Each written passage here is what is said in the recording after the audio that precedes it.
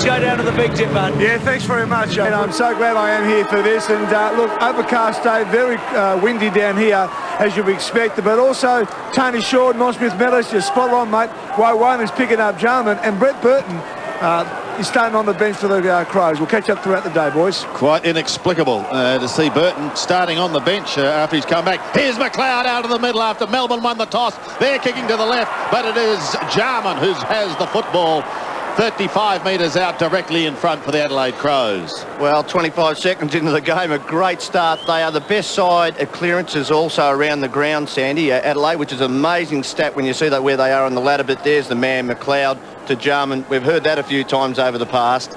And just where Woden following him to the contest, he might have to play in front of Jarman. Kicking for his 370th career goal. Usually deadly in front, and this is no exception. A great start for the Crows. Well, Shane Woden lining up on Darren Jarman. Darren Jarman would be expected to kick 5 to 6 goals for the Crows to win the game, and it's an interesting move. You would have thought Woden would line up in the midfield and let him play with an attacking flair game. He's going to have to play tight on Jarman. He's such a dangerous player, and the Crows do look for him all the time. Also, Andrew McLeod and Simon Goodwin also have been the best two in the competition, getting the ball into the 50, and there's another one, that Andrew McLeod. A fast start for the Adelaide Crows, courtesy of Jarman, McLeod and co out of the middle. Let's see if they can do it again. It's McLeod, body over the ball, was ripped off. It could have almost been free kick. Leoncelli can't get out, goes again, goes to ground. Uze there as well. Jeff White is bustled out of the way. They're pushing it down towards the half-forward line, the Crows. An opportunity now through Scotty Welch. He looks towards goal. Got another one! 2 in 60 seconds. Scotty Welsh back into the lineup this week, and he's kicked his 90th goal in his 70-game career. Well, a great start for Welsh as well, Sandy. He's been playing extremely well in the SANFL back in Adelaide. He's a goal kicker and can make a real impact up in the forward line, and that's a great start for him. Good play by Clark from ground level there to Bickley, and a very quick handball. Welsh, it's interesting that he hasn't played a lot of games each year.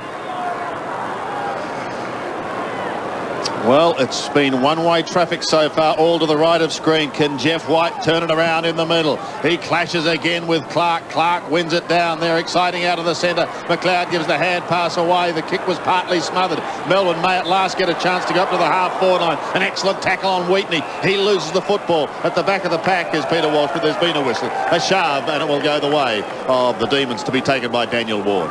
Hasn't missed a game this year, Ward. Gets it off quickly towards Walsh. He looks up towards half forward, just a short little chip. It's going to be okay, though. Adam Uze just flicking it back to his teammate there in Cameron Bruce. 3 goals against the Tigers last week, Bruce. But they're a little shell-shocked with this 2-goal burst. There's Woden. Great running from full back there. Jarman's on the other side of the ground, picking up, I think it's Walsh. Yep. And Woden, he ran twice when his teammate had possession there. Have a shot on goal, make him pay.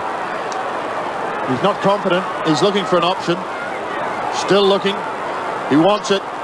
And he's backpedaled to Jeff White, who's 75 out. White is called to play on, almost smothered. He short passes in towards the half-forward line, and Schwartz takes an excellent one-hander. Well, Woden's brief is pretty clear, I think. I mean, he's going to have to watch Jarman closely, but at every opportunity when Melbourne rebound off their half-back line, he's just going to go. And that's a great piece of courageous running. Just the type of play that might get him back in form. He's had a disappointing year after a fantastic year last season. Schwartz lining up for goal. He's going to be an important player today. Dipper, as he lines up, can we just confirm the breeze? Is it swirling down there, or does it favour the Crows? Yeah, very much so, Sandy, favouring the Crows. And we see Swarter just kick across the goals down there. And it's about a 2-goal breeze. Thank you, Dipper. Just the one behind then. First score of the day to the Demons. Vern Shirley. Brett Burton, does that surprise you to see him starting on the bench, Tony McGuinness? Well, he struggled last week, Sandy, after missing a long time, so yes, does surprise me. McLeod just whipping it up towards centre wing, taken by Clark. The big man plays on. He heads towards the 50 and down towards the half-forward line once again. Welch has been impressive early on. He's already kicked 1 goal. The lead is on. Jarman is his target, and he's got him again. Just experience telling for Jarman as he used the body in front of Woden. Well, he's going to need a lot of help, Shane Woden there, Tony. Just people getting back into the spot, because body on body, he can do it to ruckman, Sandy. He's that strong, and he reads the ball that well. We can see a lot of players around him. Welsh has had a lot of the ball early. He gets back, and you knew Jarman was going to this spot, but gee, some of the Melbourne players had to push back harder there to help him out. Jarman for his second and the Crows third. He's got it. Is there nothing a mother wouldn't do for her child? I want to go home. Her past has come back. Your wife used to be an IRA bomb maker. We want you to build us a bomb. She must choose between her daughter's life and bombing a whole city. Please come and get me. What am I gonna do? The nerve-shattering movie first. We have to move in now. You can give my daughter one lousy minute, please. Is there nothing a mother wouldn't do for her child? The Bomb Maker premieres Sunday on 7. It's a 17-point margin to the Crows. Jarman has 2 of those 3 goals. Back in the middle once again with Jeff White and Clark. Neither gets a decisive tap. It's socket out of the ground down towards the half-forward line. An excellent pick-up, however, by the Crows, and they're able to clear wide to the outer side. It's all one-way traffic at the moment. Look at this. Away goes Goodwin. Away go the Crows. Here comes Jarman. Couldn't take the mark. Woden is there with him. The hand pass comes out to Walsh. Walsh another one towards Nicholson. He's under the pump. Tries to get the hand pass clear. Loses it, however. This is Doughty, the man who came into the line up late. Doughty's hand pass a little questionable. Going across the face of goal. They look sloppy, Melbourne, at the moment. White's hand pass. Oh, he put his teammate under all sorts of pressure. That was Ward. This is Schwartz. Schwartz kicks up towards the half-forward line. Green was a target. Farmer's there as well. Neither able to take it. Green applies the tackle. It's a good one on Hart. They get another chance through. Robertson tries to get the hand pass away. Back it comes to Robertson again. He loses it. Applies a good tackle. A cry of ball from the Melbourne supporters. Melbourne absolutely desperate. Claimed is Nathan Brown. He's gang tackled to the ground and will have a bounce. Great call, Sandy. A lot of pressure in there. Nigel Smart has gone to Jeff Farmer. Andrew Lee and Charlie being picked up by Mark Bickley, and Daniel Ward, as we said before the game, is on Andrew McLeod. The 32-year-old Nigel Smart, now 222 games under his belt. A chance for the Demons in their attacking zone. Short little chip kick. Well, it went nowhere. That was from Bassett. Still in the danger zone, picked up by Jeff White from a standing start. He pumps it high and long, and it's just over the line for another behind. In the fact that Jeff White had the ball then, it was 55 metres out, had a shot for goal, and before he was on the mark and tried to pass the ball. Got a bit of confidence with the kick-in. Here's Hart. Well, speaking of confidence with the kick-ins, that certainly didn't happen. 16 points is the margin. Short pass is on again, and again chopped off by Nathan Bassett. Bassett gets the hand pass away. The Crows go wide to the outer side. They've got the numbers running. It's going to be interesting to see how Perry fares today. I'm looking forward to seeing him. He's been very good in recent weeks. Nicholson gets taken to ground, picked up, and the quick hand passes wide. And an excellent tackle by Phoebe. The ball spills free. Crows still got it in their attacking zone. Working hard once again was James McDonald. Can't get it clear. Finally, it's Woden. On the end of the hand pass, Woden comes towards half-back. Bouncing ball is okay for the D's, and they've got Schwartz inboard. The hand pass, well, it came from Nathan Brown. Schwartz is away. He's got the lead inside 50. There's holding on in both camps.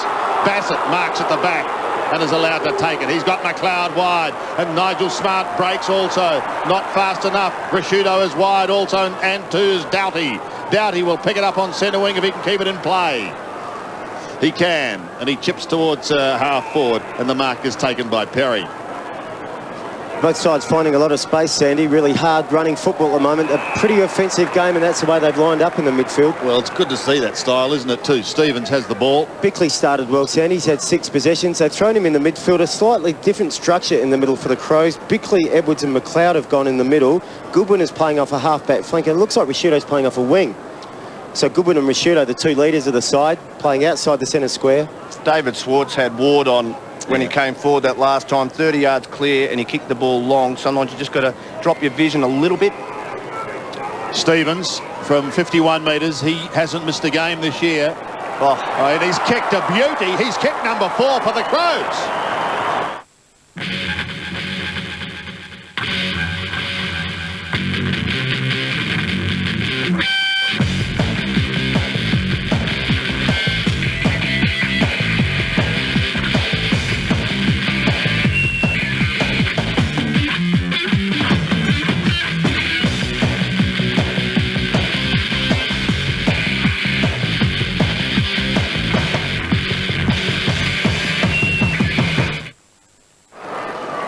Mighty start by the Adelaide Crows. Gary Ayres in the coach's box. Sees the big men go at it again. Clark and White down towards Welsh. His opponent there was Paul Wheatley. Free kick in the middle, and it's Ward who gets the hand pass away. Down towards the 50, down towards Robertson. Hart is the effective spoiler. Got the thump from behind and pushed it some 15 or so metres. Picked up by Stengline. Off to McLeod. Can he get free? Breaks the tackle. Goes on to the left foot. He's an excitement machine to watch. Kicks them inside 50 once again. Little flick over the back to Welsh. Was a beautiful little flick. Welsh passes to Jarman. By gee, they're looking good at the moment. That was great play. Was that Perry then? I think he's hit that over the top. Very smart football nous there. You can see the ball bounces. He knew he was there. It was something about a basketball. And Welsh has been very good across half forward, Tony. Yeah, their structure is pretty clear, Shorey. They're going to play their players, their half forward line right up the ground. They've got their best players around the ball. Rashudo McLeod changing off a wing, just creating space for Jarman. Jarman for number 3. Melbourne making the first change. He misses. Coming onto the ground is Anthony McDonald. I mean, they really just have to weather the storm here, Melbourne. Hold possession of the football. Just wait for the opportunities to open up across half-back line and in the middle of the ground and just work the ball, because the Crows are just on fire at the moment, just creating so many opportunities going forward. There you could see that change. Williams is off and Anthony McDonald on. Ward gets clear. Neats away. Spears it in towards the forward pocket. That's better. And an excellent mark taken by Green. Well, we spoke about him before the game, didn't we, Sandy? I like to see him on the ground all the time. Yeah. Neats coming through the wing. Good running from the kick out. And Green, very talented player, spends a lot of time on the bench. I think he should be left on the ground because he only needs 3 or 4 kicks because he converts so well. He was 19th in the draft a couple of years ago. One of those sportsmen who's had to make a choice. Highly talented in many areas, but he's just pushed that. In fact, he's pushed it a fair way. It slammed into the back of the behind post, and so we've got to throw in. Well, that's confidence, isn't it? I've seen him kick through the ball. He jabbed at that, and I just can't believe. You can see a lot of the Melbourne players are just flat at the moment. There's Neil Danaher, be very worried with this onslaught. I agree with Tony McGuinness, just got to stop it now and even up the quarter. 23 points. Schwartz thought about trying to pluck it out here, then tried to push down towards Phoebe, who was forced to defend, as you can see there with Leoncelli, because Rashudo had the football at the bottom of the pack. The inside 50s are 5 each at this stage of the game, and the Crows just able to make their opportunities work when they get the ball inside 50, primarily through Jarman's presence up there. Melbourne unable to. From the throw-in, Schwartz, the Ox trying to do all the heavy work. Smart is a solid tackler, so too is Hart. Phoebe going nowhere. One of the areas, Sandy, last week the Crows really let themselves down with their numbers around the footy. They just, in the dispute contest and the stoppages, they weren't getting in front at stoppages. And in dispute contests, 50-50s, they weren't getting enough plays of the ball. They're certainly doing that today. It's interesting to note this is only Adelaide's second visit to the MCG this year. You might remember their first visit was against the Tigers, and they swamped them in the second half. What's interesting, the feeling out of Adelaide amongst the boys is they're quite comfortable coming to Melbourne. They've had a couple of great wins at Colonial, at Optus Oval, and they look very confident playing here. A lot of premiership players here would have great memories of playing at the MCG. I was going to say they've had a couple of great wins at the MCG over the years. However, Phoebe tries to pluck it out of there, gets claimed by Rashudo, gives it to the Wizard. Around he goes, Jeffrey Farmer, but doesn't quite produce the goods. What a matchup. Nigel Smart, Tony, 6'3". Well, what a contrast. Last week he's played on goods. You know, 6'3", against 6'4". Plays tall. Today on Farmer. He's got the speed. Well, it's the sort of challenge he probably needs at this stage of his career as well. Mix it up, make him work hard. Here's Hart coming back into play and coming wide. Crows have got the numbers and they should be able to clear from half-back down towards centre wing. Clean bowls the lot. Maybe the door will open here for Nathan Brown. Picks it up now on half-back, but is well smothered and taken over the line. The Crows are able to lock it up, and a pat on the head for Ian Perry. He was the one who smothered it and kept it in the zone. White, Clark, White with the right hand. McDonald couldn't get it out. It's left to Phoebe, who gets the hand pass wide towards centre wing. The Ox is made to work. He tries to soccer off the ground, gains 15 metres. And we've got to throw in just in the attacking zone for the Demons. Don't forget all your AFL news can be found on our website. Do what millions do and log on to i7sport.com.au. Schwartz doing the ruck work. Smash down in front, a chance for the Crows. It's wide. And only as far as Adam Uze. Uze across the ground, a half-back, finds Paul Wheatley. He goes even wider. Woden has absolute hectares. Runs his full distance. This is where they fall down. He's just about gone. He's got nothing. He had absolutely nothing. And you could hear Tony Shaw say this is where they fall down in all sorts of bother as Peter Walsh. And, well, you've summed it up, Tone. Well, they come off half-back. He's got plenty of time. I was watching David Schwartz. He has to beeline, if he's going to be the key position forward, to get across and give him a target. Even Brad Green. That's why I think David Neitz should always play in the forward line. He runs at the ball carrier very well. Up towards left half forward once again. Strong mark taken by Doughty. He's made a good start. Three attacking players, Neitz, Uze and Woden in the back line at the moment. Yeah, all in defence. Doughty passing up towards half forward. Well, players like Welsh and Jarman have been doing so well. Clark flew a little early, but it matters not, because here's one of the players I was just talking about in Scott Welsh. What a start for him, Tony. Yes, Eddie. As we said earlier, he's had a disappointing season, but his form in the SANFL has been great, and he's a real impact player inside 50. Dipper's point's great. There are three prime movers, not only in the back half of the ground, but on the fullback. Hewitt's just pushing back to the goal square, taking Neitz back with him. It's going to be hard to get run from there. I tell you what, this is going to be a hard lead to peg back. He's kicked that. He's got it. Having a new car warranty means what goes gets fixed. But you have to go back to the dealer for servicing, or your warranty goes. Right? Wrong. UltraTune can service your new car from day one, and your warranty keeps running as smoothly as your car. UltraTune, in tune with you and your new car, and your warranty at 15 RAA-endorsed locations. 2 goals to Scotty Welsh. Interesting, isn't it? You look at the centre breaks. Clark beaten this time. Doesn't take it out of the middle. That was left to Goodwin. Got a short kick towards the half-forward line. They are right on the back foot at the moment. The Demons, they've got it down to Schwartz. He tried to use the body. He had to beat a couple. He was being held behind play. Didn't get a free kick. They were able to play on, however, and Cameron Bruce goes for goal and breaks the drought and the run. Hello, Sip and Save. Can you just see if there's a blue Barina out the front, please? Thanks.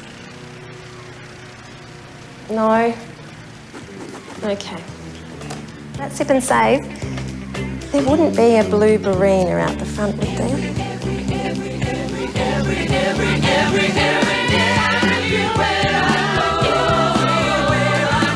Hello, Sip and Save. 27th goal this year for Cameron Bruce. 3 goals he kicked last week against the Tigers. That makes it 49 in his brief career now. Will that lift them? Out of the middle. Oh, here's Welsh again. He's playing an absolute blinder. Goes to the outer side of the ground. He's got Kane Johnson. Johnson looks inside 50. Poorly directed kick, however. And the Demons are able to chop it off. 9 plays 31. If you've just joined us, Woden gets crunched. Not going to be paid. Plays on, back to Woden again. He's caught. Just can't seem to get the confident game going at the moment. Uze is tackled high, says the umpire. He'll get a free kick on half-back. Sandy, Tyson Stengline has just thrown himself at the ball twice there. Real hard footy by the young Crow. Here's Leoncelli up towards Schwartz again. Stevens is the spoiler from behind. Look at the roving work of Green. He's missed again. And again going across the face and taking it wide to the right. Well, I've mozzed him, Sandy. 2 goals that he'd normally kick, even though that one was quite hard. He's a very good converter. They've had their chances, Melbourne, haven't they? I mean, their inside 50 entries are outweighing the Crows. They're just not able to convert, and it's that scoreboard pressure. I mean, just trying to get some momentum and make it pay on the scoreboard. Hart, straight down the middle. I mean, I guess that's a positive thing for Neil Danaher, is that they are winning plenty of the football. Just have to make it pay. Here's Stingline again. As Tony said, a couple of very, very good tackles. Bickley's had a good start to the game too, picking up a ton of possessions in the middle. And here's Perry. He's 55 metres out. He's gone for the doctor. In towards the pocket, and just going for that bit of extra distance to way to the right. To Woden in the back. Got a shove. So Shane Woden going to have to go back and kick between the behind post and the goal post. Take that line. And Troy Simmons about to come on for the D's. Be interested to see if Jeff White comes up. I think he's done pretty well in the centre, so we'll see what happens there. Yeah, Simmons just warming up on the sidelines, Dipper. Woden towards half-back. Clark and White are both there. White got a hand on it. Goodwin over the top of the pack. No one able to rip it out. Finally, it does come towards the half-back line. Trying to keep it in play was Gallagher. He's at the bottom of that pack. James Gallagher can't go anywhere. Now it does to Bickley. Bickley to McLeod's exciting football. What can he do? The lead is on in towards Jarman. Woden smashes clear. Pushes towards the line. Jarman's first to recover. He's 52 metres out. Wants to go short. Does go short. And the mark taken by Goodwin, is it? Just outside 50. Well, that was great play by Goodwin, because he was over the other side on the 50. As we can see, Woden here, good to get the hands in, lost his feet. And Jarman here just poised under pressure. But Goodwin's run from the other side of the ground to get this mark. It just shows his work ethic, and that's why he was an All-Australian. Yeah, he's had a couple of very good years, hasn't he? And Troy Simmons on for the D's and White off. Thanks, Dipper.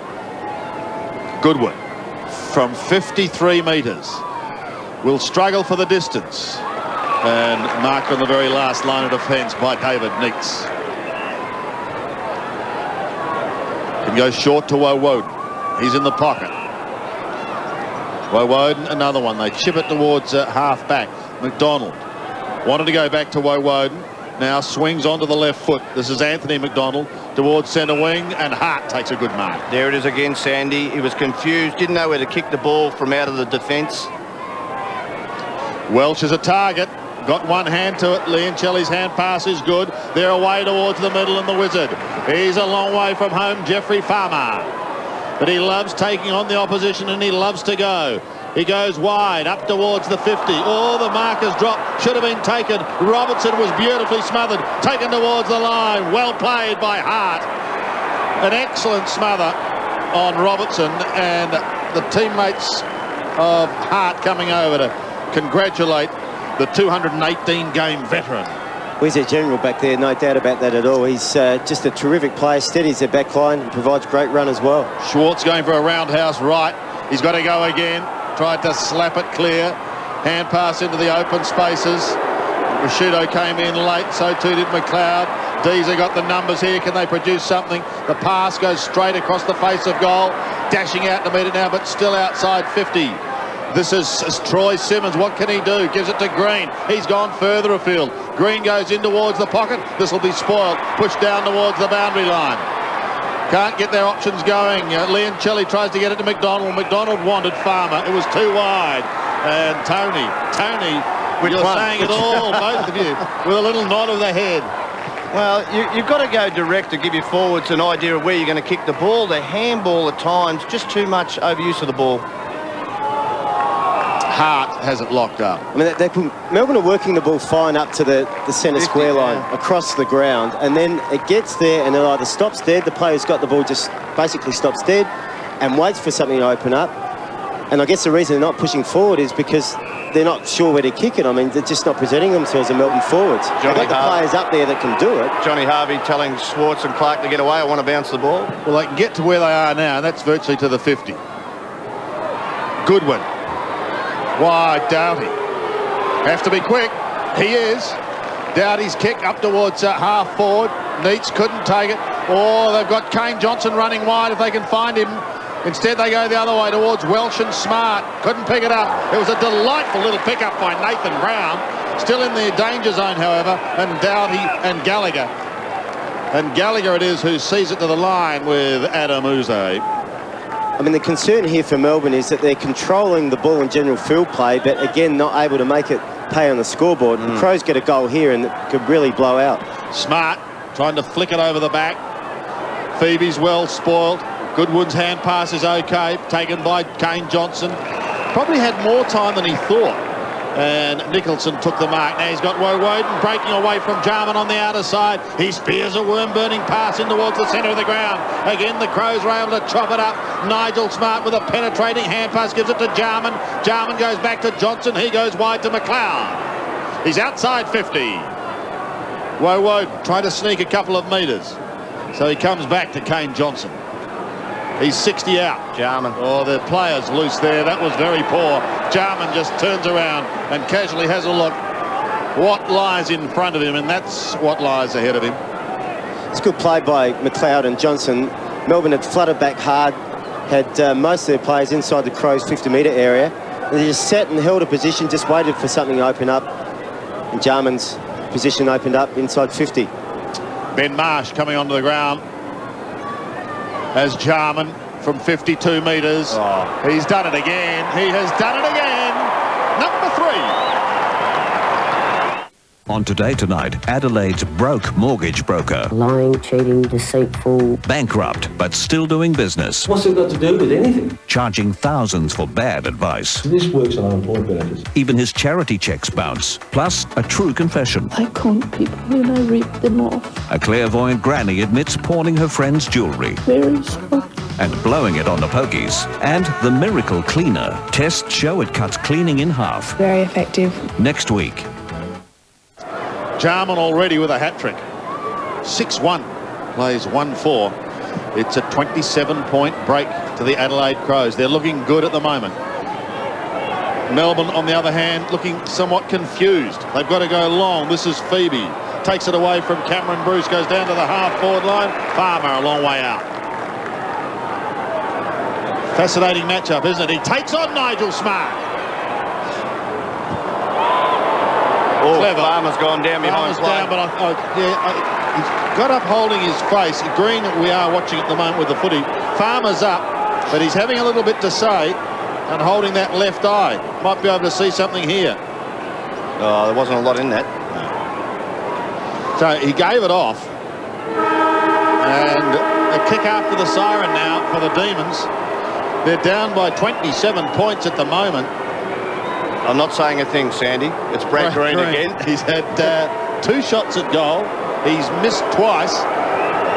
Here he goes. This time he's on the other side of the ground. It's good for a left footer. What did I say? It might have been a good position for a left footer, but he's got 3 behinds for the quarter. Neil Danaher has some thinking to do. After an excellent opening quarter by the Adelaide Crows, 3 goals to Darren Jarman, 2 to Scotty Welsh and 1 to Mark Stevens. They lead 6-1-37. Melbourne a 1-5-11, 26 points the margin. Sevens Football Telecast, proudly brought to you by West End Draft. West End, your thirst. The Snoopy Master of Disguise collection, now at McDonald's. And Mitsubishi Motors, driving your world.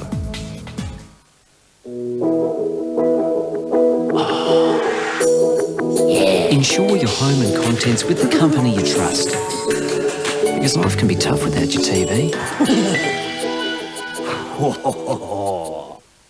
Adelaide's giant pet pig. But are his days of urban living numbered? It will break my heart and it will break the hearts of all my children. And how a local phone company can halve the cost of your interstate calls. Only on 7 News. One Love, the very best of Bob Marley and the Wailers. 20 remastered classics from the man who gave reggae to the world. A brand new collection spanning a remarkable career. One Love, the very best of Bob Marley and the Wailers. The legend is back.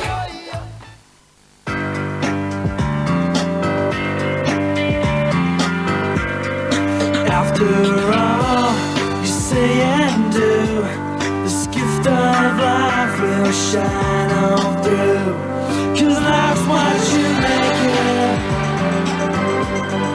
Life's what you make it. Create the life you want to live with Tower Financial. 'Cause life's what you make it. 'Cause life's what you make it. It's been a tough match, but at the business end, there's no stopping them. They're looking the goods. Oh, beautiful tap on. They're away. This is sensational to watch. A real premiership performance. Golden draft, thanks. Ian Berry Insurance Services, the trusted name in insurance for your home and contents, motor vehicle, caravan, rental property, even travel. We know insurance. Call us for a quote today. Ian Berry Insurance Services.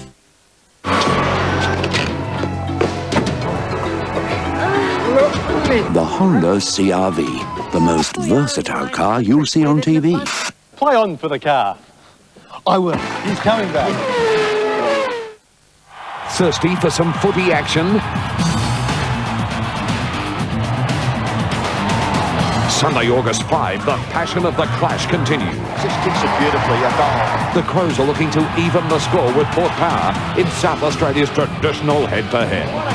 Fast and furious football action. This will be the one to watch.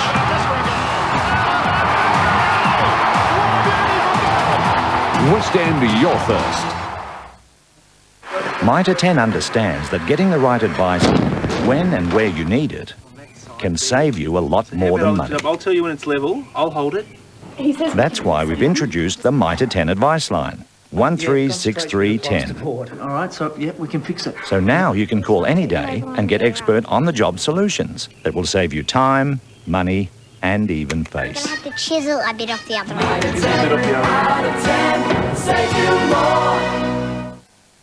Will he be a surprised chef? That shirt has got to go. And does this dog trainer roll over? She's the Titanic. What dirty deeds will people sink to win 100,000 in The Weakest Link, Monday on 7. The AFL, in association with its premier partner, Carlton and United, proudly presents the 2001 Premiership season. Well, as far as the Adelaide Crows are concerned, their stars are coming out to play. 6-1-37. Jarman has 3 goals, Goodwin 9 possessions, Bickley 8, McLeod 7, and Jarman 6. Melbourne 1-5. Cameron Bruce, their sole scorer. Woden, who's on Jarman, has had 7 possessions. So the D's have the job ahead of them. Other round 17 clashes on today. One in particular we're concerned with is being played this afternoon. Of course, there are other games on tonight. But this afternoon, it's Geelong and St Kilda at Shell Stadium with replays coming up. Some of you may not want to know the score, which is coming up now.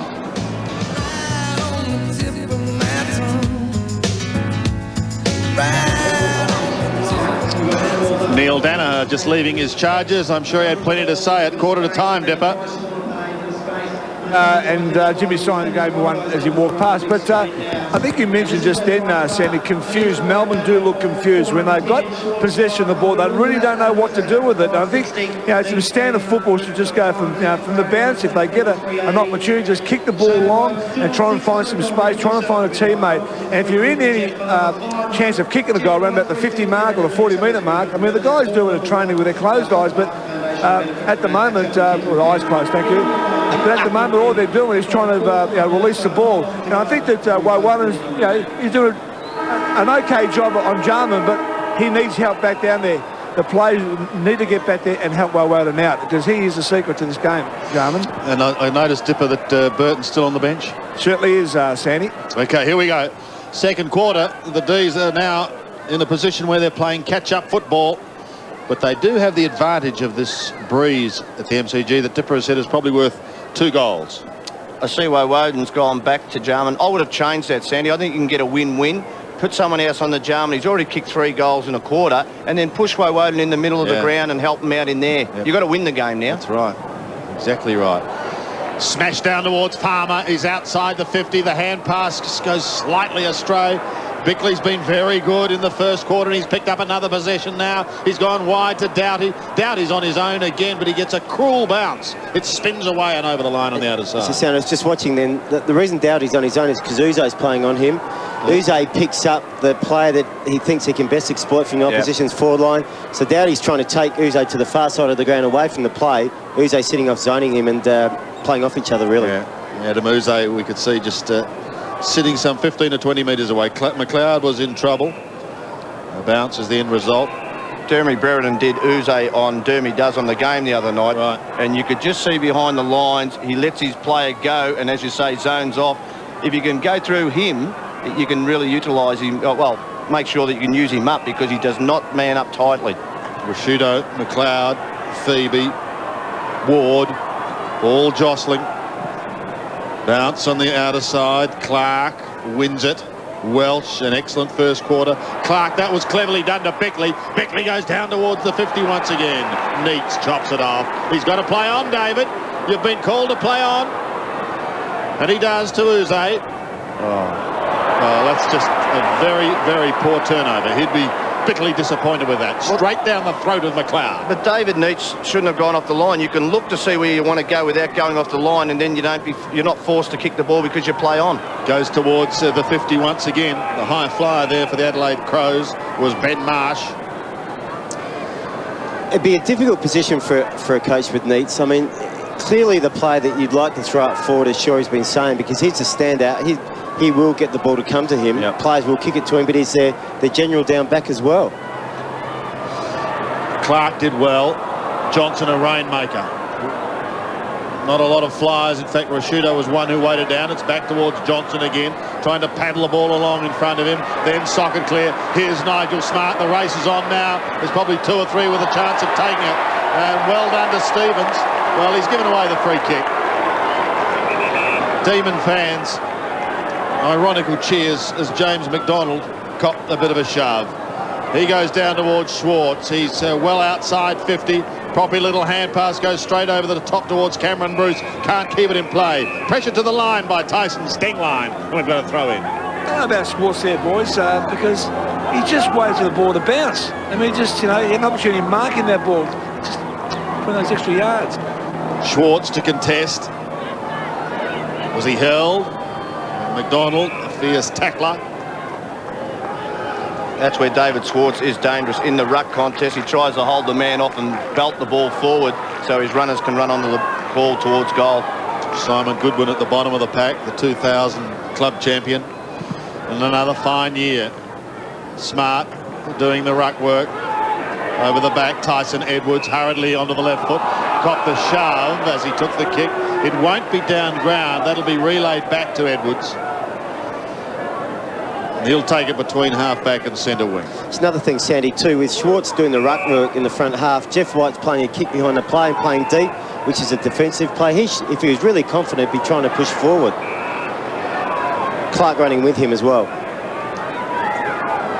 Stengline towards the 50. A bit of a shove there from Neitz. Went unnoticed. He got the hand pass away, then towards Brown, off to White. White, another one towards Phoebe. They're starting to run now back to Nathan Brown. The Melbourne side go up towards Farmer, who gave a shove at the back of the pack. Went unnoticed. The whiz is away. 52 metres out. He goes towards an open goal. He only needs a kind bounce. Green! Soccer tactics by the youngster.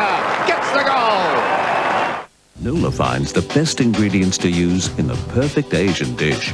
We've discovered an Asian market tour. Jane stops overnight at an historic Hills railway station. John's Flinders Rangers tour. Discover 5:30 on 7. You've seen dramatic footage of great whites at work off our very own coastline. Sharks can detect spilled blood from almost a kilometre away. Now enter their world in Shadow of the Shark. Tonight, 6:30 on 7. Brad Green, I said he was a talented sportsman. Trialled with Manchester United, and we just saw some of that soccer flair then. Phoebe now out of the middle. Can that start them off? Brown gets the hand pass away. Melbourne looking better all of a sudden. They go down towards the right half forward line, and McDonald is there to take the mark. This is James. Both McDonald boys in today, James and Anthony. This is the same spot, Sandy, isn't it, where it's breaking down for Melbourne. I mean, it's okay if he holds on to it and finds someone short. They have to keep moving to find someone. He's got to go. Look at this. He's gone back to the middle of the ground, and Adam Uze is there. That is incredible. I've never seen that before. I know you're switched to play. I've never seen that before that far, Sandy. I was just going to say the same thing, Shorey. Well, he's set and meets a task now. Woden does the roving work. He heads towards goal, goes across the face of goal. Big fly was by Russell Robertson. Plays on to improve the angle, finds the wizard. They have lifted, though. Absolutely. No doubt about that. I mean, a clear sign there is that both Neitz and Woden were on the end of plays inside 50, which is a clear sign that their back line is going to run. And it really has to. I mean, they've got to have a hard-running back line to create opportunities. Farmer for his first. Sneaks it home. Likes what we ordered, wasn't it? If you've ever taken on a big job around the house, Well done. It's on plaster and there are holes. you'll know that getting the right advice Got to start with that. is what really saves you money. It's good value and there's a great range of colours. And a whole lot They're more. washable. They come in a whole range of colours also. Because the only thing better than knowing you did it yourself That's what I knew you could. is knowing how much you saved. 9 out of 10, out of 10, save you more. Well, Melbourne's had 23 possessions to 9 so far in this quarter.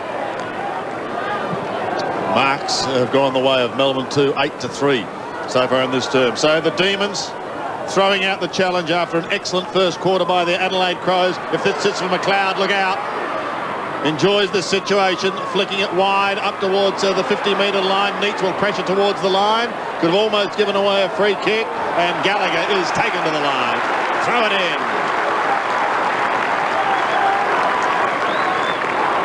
Well done by the captain there. Didn't give a free kick away, nothing stupid.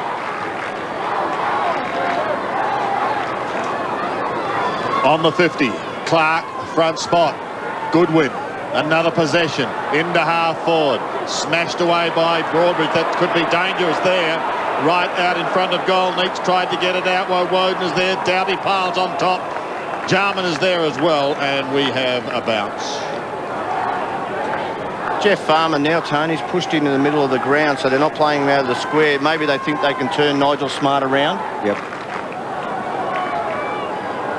35 metres out from the Adelaide scoring zone.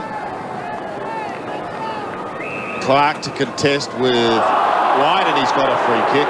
He's got a free kick 40 metres out, directly in front. You've been looking for a handball, won't he, Tony McGuinness?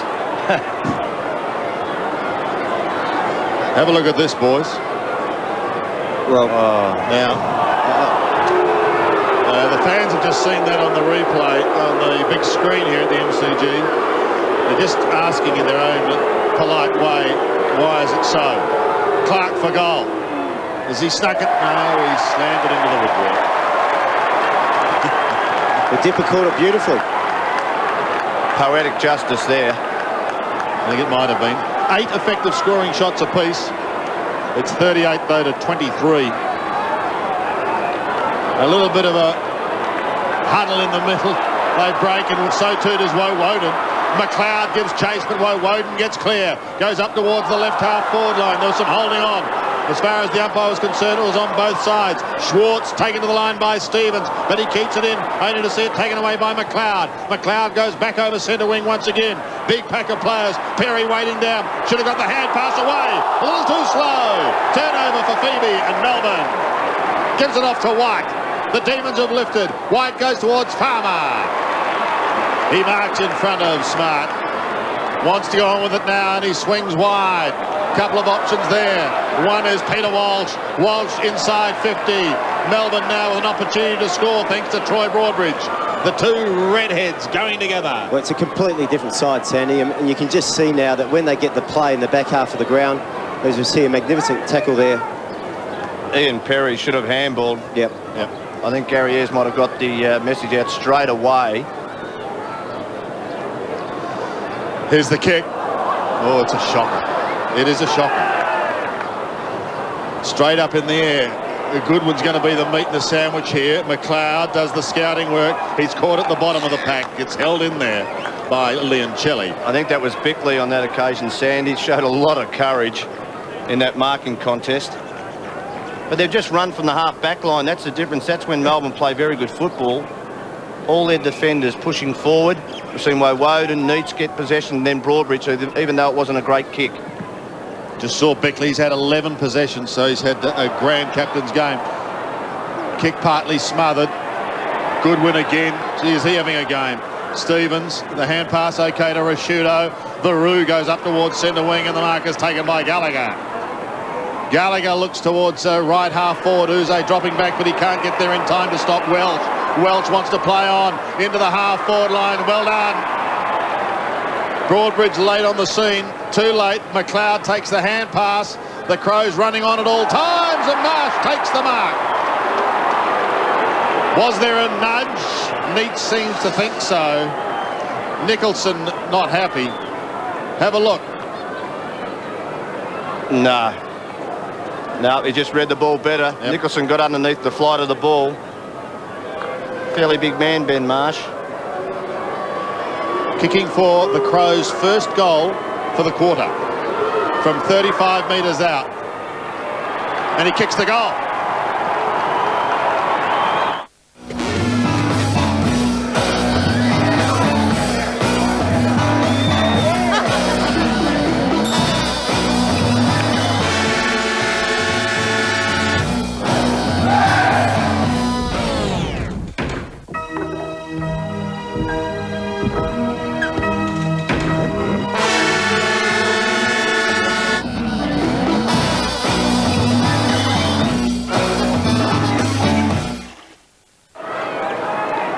Crows ringing in the changes here as Marsh gets his first goal, and Burton is on the ground. The high flyer straight down in towards the forward line.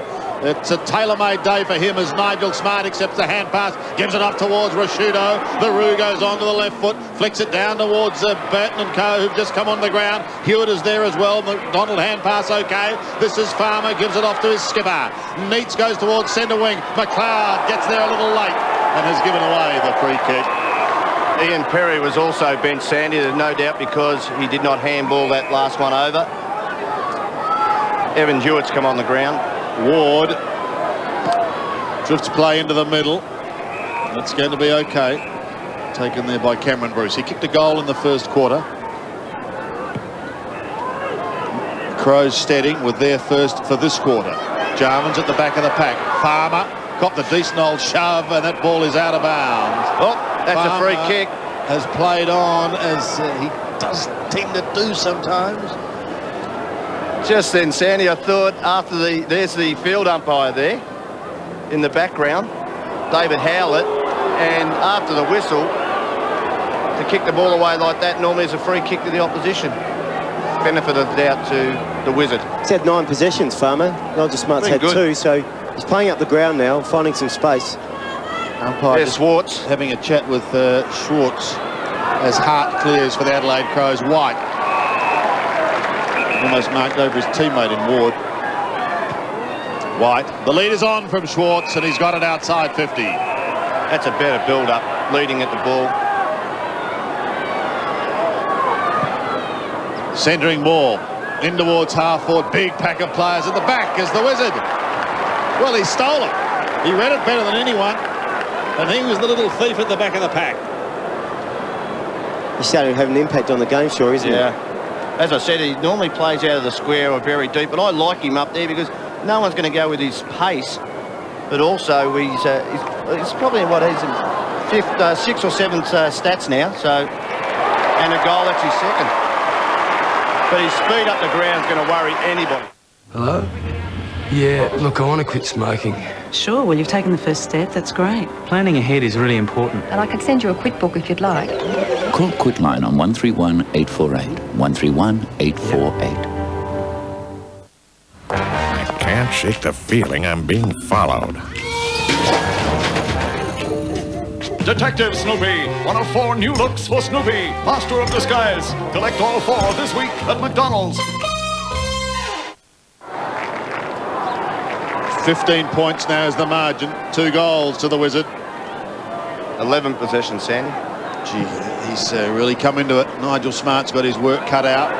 Here's McDonald out of the centre. The Demons go charging forward again, down towards Farmer territory. Can't take it cleanly as Schwartz tries to get the hand pass away. It comes towards Phoebe. The veteran goes from 48 metres, but is away to the left.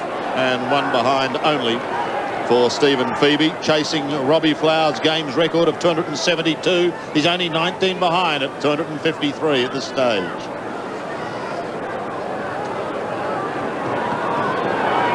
Hart. His 218th game. White was the spoiler from behind. Flicked back in towards half forward, but chopping it off is Kane Johnson. Got to be accurate with his kick, Andy. He can set it up for McLeod. Likes to take them on. He's taken on Broadbridge, and the youngster gets him. Great chase, great tackle. Uze asked the question, and he gets the answer he was looking for. Well done by Broadbridge, and they're one of the quickest players in the competition. Fantastic chase, and to get him. 14 points is the margin. We've got a game on our hands now after Adelaide exploded out of the blocks in the first quarter. Melbourne have hit back hard. They go in towards the centre, and Phoebe, who takes the hand pass, kicks a high floating kick inside 50 once again. They need the players waiting down. Oh, and they've got him dashing through towards Robertson. Misses. And that was one behind to Melbourne. Kicked by Cameron Bruce, who's kicked one goal so far in this term. Here's that chase once again. He's had 12 possessions for the game, Andy McLeod, but Daniel Ward applying a tight tag to him. He has had a lot of those possessions under pressure. It might have been Stengline who gave that chase, was it? Anyway, let's stay with the action here now. On the outer side, on half-back. 13 points is the margin. Up towards centre wing. Flick wide towards Phoebe. He's going to have to be quick. Welch gets him. Ball spills free, and the Crows have got the numbers here. Back to Kane Johnson once again. Picking up plenty of possessions. Goes up towards half forward. Hewitt is on the ground. McLeod is hassling. Uze close to the boundary line. Thought for a brief moment about the hand pass, then kicks back towards centre wing. Leoncelli, look out! Proppy hand pass once again. Green keeps it in play. They're going the hard way home. Broadbridge waiting down, however, is Gallagher, and Gallagher defends, decides to go wide to the outer side, and he finds Welch. He's been pretty good, excellent in the first quarter, when at one stage the Crows opened up a 27-point lead. Farmer late, and he gets there. Sensational play. And the free kick. The advantage is paid. That could be a turning point in the game. Farmer's still down behind play, but what a chase. Here's White towards the 50. Schwartz is taken high. Melbourne are coming back. Hart was all over the top of him, and Schwartz will take a free kick. Farmer just had the wind taken out of his sails. Well, he's criticised for not doing it. It looked like he got a little bit of whiplash there. Yeah, or winded. But gee, we've seen a couple of great chases, and it's finished in a goal. Here come the Demons. Nathan Brown gets the goal. Well, Nathan Brown will get the goal on the score sheet, but you can put that down to Jeff Farmer for a courageous, inspirational effort. I mean, he could have set off. He was a long, long way away from Nigel Smart, as we see Nigel Smart coming off the ground. Just a great effort, a match-winning potential effort by Jeff Farmer. Nigel coming off, Robert Shirley going on the ground. Gee, there's some feeling in this now. The umpire, I think there could well have been a report here. Yeah, it looked like a trip, I think. Hang on. So the umpire having a chat with Jeff Farmer. Nigel Smart, after that goal was scored, has been benched. And Sandy Tyson Stengline, who's the designated tagger, normally picks up the dangerous player for the opposition in the midfield or their forward area. Goes on to Jeff Farmer. Well, if that was for tripping, there's not a lot in that. I'll say there's a bit of a trip there, Tony. We watched the replay. Yeah, the he put his leg out. But he's looking for Smart, but he doesn't know the Smart's on the bench, so he told Rashuda the report's been made. 7 points the margin. Remember, Melbourne is going with the aid of a slight breeze. Goodwin's kick down towards the half-forward line. Here's McLeod showing his little piece of magic. Speaking of magic, Jarman takes the steady mark. What about the first 10 metres there? Fantastic at Jarman. What about the kick from Andrew McLeod under enormous pressure, and he just had the capabilities to flight it out in front of Jarman. 3 goals in the first quarter. Desperate for a steadier. Jarman from 46 metres gives them the steadier.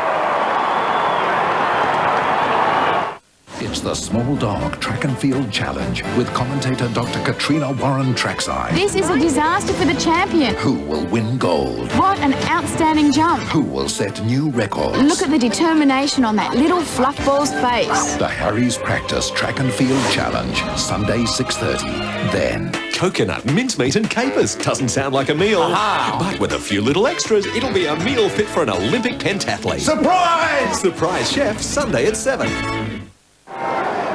27 goals to Darren Jarman this season. He booted 36 last year. There's Matty Clark having a spell. Simon Goodwin important in that play as well, Sandy. He won the hard ball in the centre square. Yep. Also Robert Shirley across the half-forward line winning a hard ball for the Crows.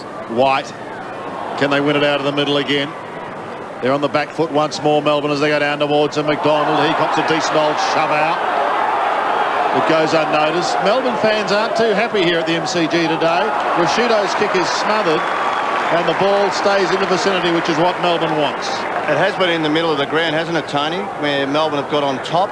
And just then, we're talking about the 1%ers. We saw Jeff Farmers and then we saw David Swartz there, the smother. White off of that part of the game. And Simmons on, Tone. Troy Simmons coming onto the ground. White has a spell and there's just over 5 minutes remaining in the quarter. Here's McDonald onto the left foot, bending it back into half forward. No one at home and Marsh takes the mark. Decides to go laterally. He's got a couple of options there. Picks out Tyson Edwards. He chips to the outer side. Welsh has been very busy. 13 points is the margin.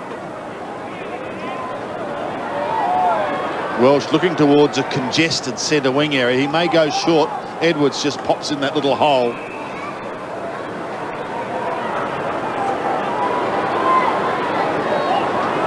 As they plot their way towards the forward line. Edwards kicks towards centre wing. His target was Burton. Uze was the spoiler. Isn't that a different contrast, Troy, to last night's game where we saw a transfer of the ball all night by the Bulldogs and the Tigers? Piece of play then, Tyson Edwards with the ball, just hugging the boundary line. Nothing opening up inside the corridor. Been a role reversal from the first quarter. Melbourne was doing that. Here's McLeod. Time to go onto the right foot. It's a high spiral punt. Nicholson is the spoiler, but he pushes straight down in front. That looks like Gallagher going for goal and kicks it.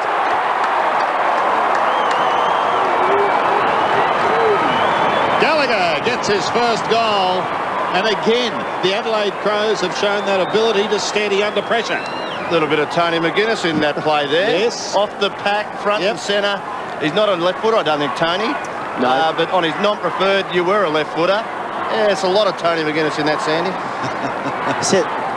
Set up by Andrew McLeod as well. Yep. Really working well around the ground.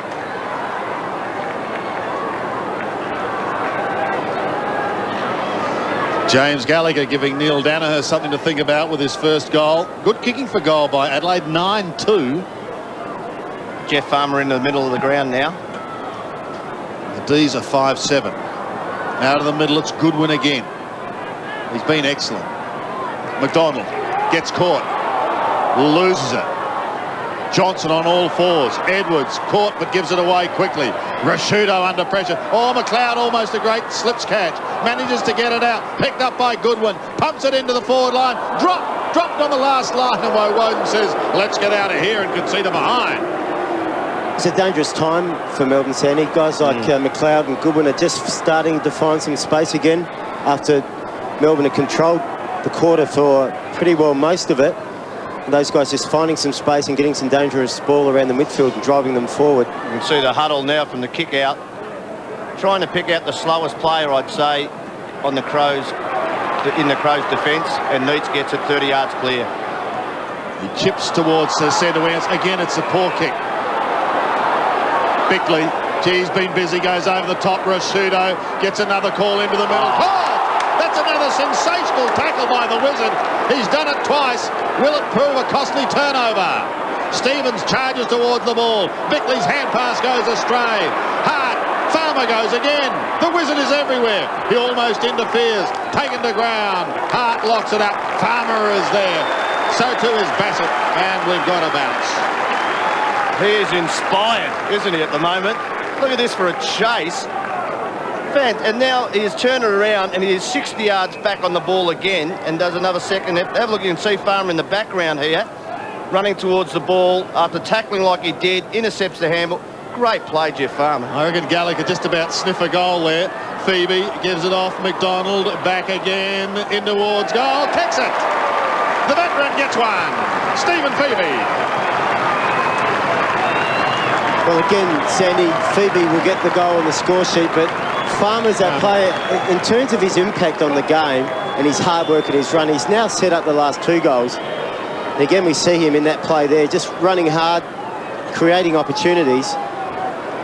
He's a player that's the excitement machine for them, no question at all. If he continues to play like he is and get involved in doing the hard things, it's going to have a big impact on the game. Stephen Phoebe was in the first ever draft in 1986, drafted number 3. And still going strong, but Jeffrey Farmer proving a handful down forward. Schwartz could have been held. The umpire says no, play on. Goodwin, hand pass over the top. Rashudo bumped out of the way. Leoncelli shrugs one tackle, kicks from 50 in towards full forward. Over the top it goes. Farmer's at the back. Play on. Stingline right there with him. You just get the feeling it's one of those days that every time Farmer's around the ball, something exciting is going to happen. Good decision. Yeah, yep.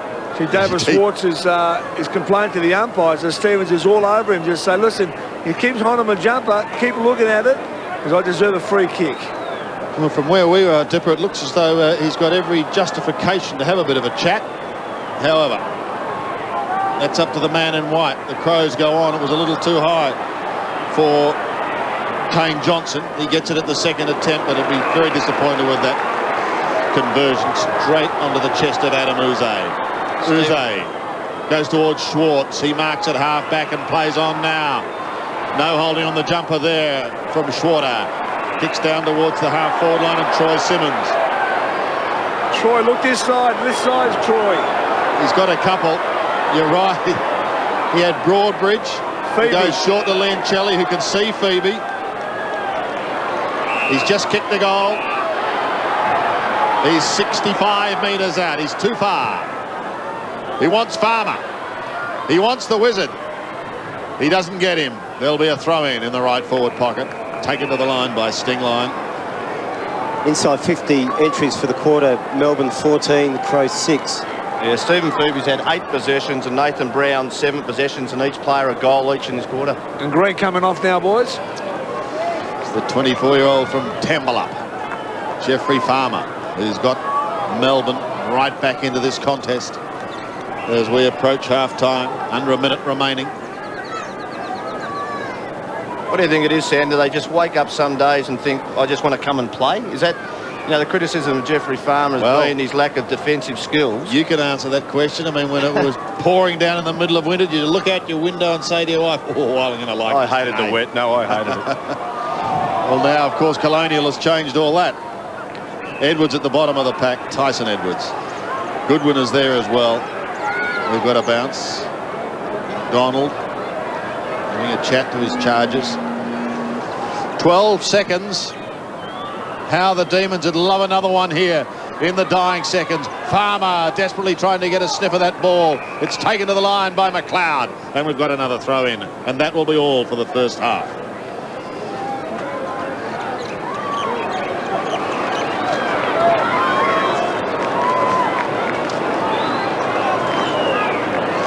In the right forward pocket, the final throw in for the half.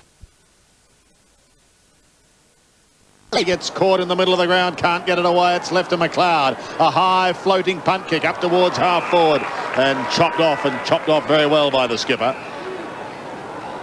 David Neitz goes off to Uze. Wide towards centre wing. They want to continue the flying start. They've got Daniel Ward with the football.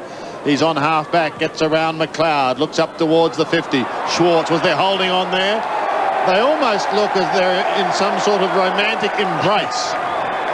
I think that had to come, Sandy, because there's been about 3 or 4 contests between Schwartz and Stevens in the first half where the umpires didn't make a decision, and they're just retarding him.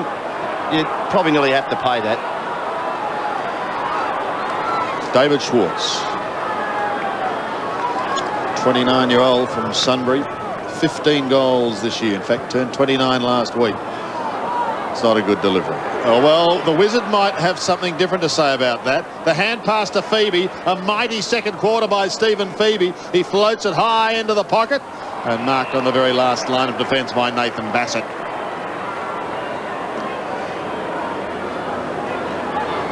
The Demons doing the early attacking. Bassett defending.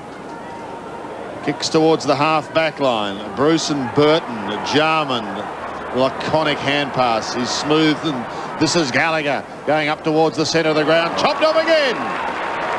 Neitz defending brilliantly. Uze on half-back, goes back once more. Brown. Back to Leoncelli. He in turn goes wider to White. Jeff White lumbers across the outer wing. It's got to get past Burton. Decides the hand pass. It's okay to Brown. Pops another one over the top. They're heading slowly towards the 50. McDonald's under pressure. Gets a short kick and it's taken over the line. And again, it seems to be a similar pattern from the Melbourne side that we saw earlier in the match. Yeah, absolutely, Sandy. Just really hesitant to want to kick the ball long and go forward, just holding onto the ball, trying to make something opening up instead of just going with the long kick when you've got space and the opportunity to do so. Schwartz tried to pluck it out of the air.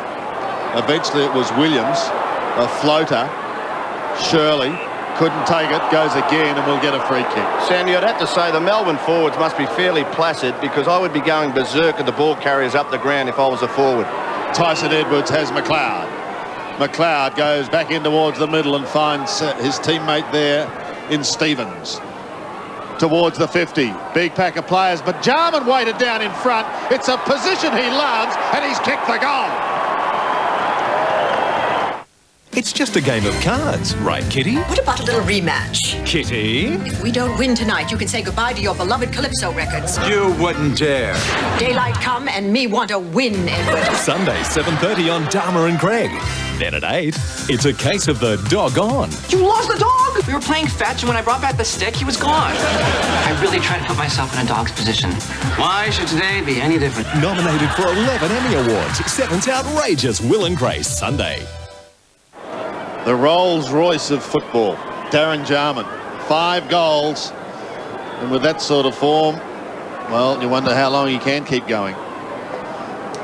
Excellent start by the Crows after the Demons threatened early on. Leoncelli, 360 degrees, then out of the middle he goes. Goodwin, bounce is okay, pops it over the top. He's got support in Stevens, or dangerous, but they get away with it.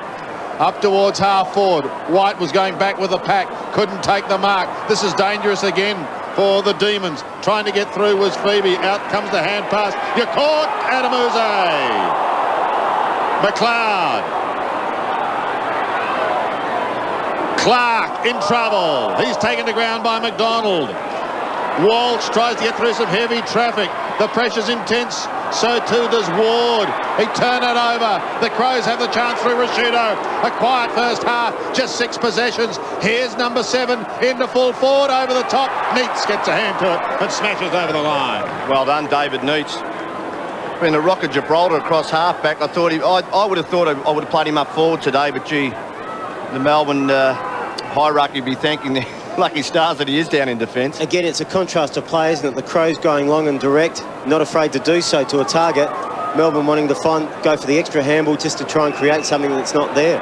Nicholson bringing it in from Woden, finding Uze. This is where it stops dead from Melbourne. Look at and then we go backwards. James McDonald coming back into the side this week, probably going to Uzo once more. Well, just as wide to White. What do you do when you're a forward when that happens? And here's a turnover. Woden attack heavily. Welsh taken to the line. Green is there. So too is Nathan Bassett. And we've got a throw in. Very similar to the start of the first quarter. Yep. The Demons will be hoping the trend won't continue because that's when Jarman and co piled on the early goals. That is out of bounds on the full. Gee, Warwick copped a really hard knock a couple of seconds ago, and he's just struggling back now to pick up Jarman, but he's going all right, I reckon, Warwick, at the moment. Welsh. Thank you, Dipper.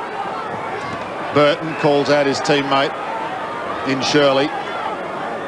And Burton, with that heavily strapped leg, kicks down towards the half-forward line. He wanted Marsh. Uze chops it off. McLeod with the one hand wasn't enough. There might have been some holding on going on there. Ward had his jumper. Just about every player in one half of the ground. Welch, he's got Burton wide. The high flyer can shoot away up towards the half-forward line. Comes back towards the boundary line. Taken over by Leon Shelley. Some of the matchups, this contest as it stands at the moment.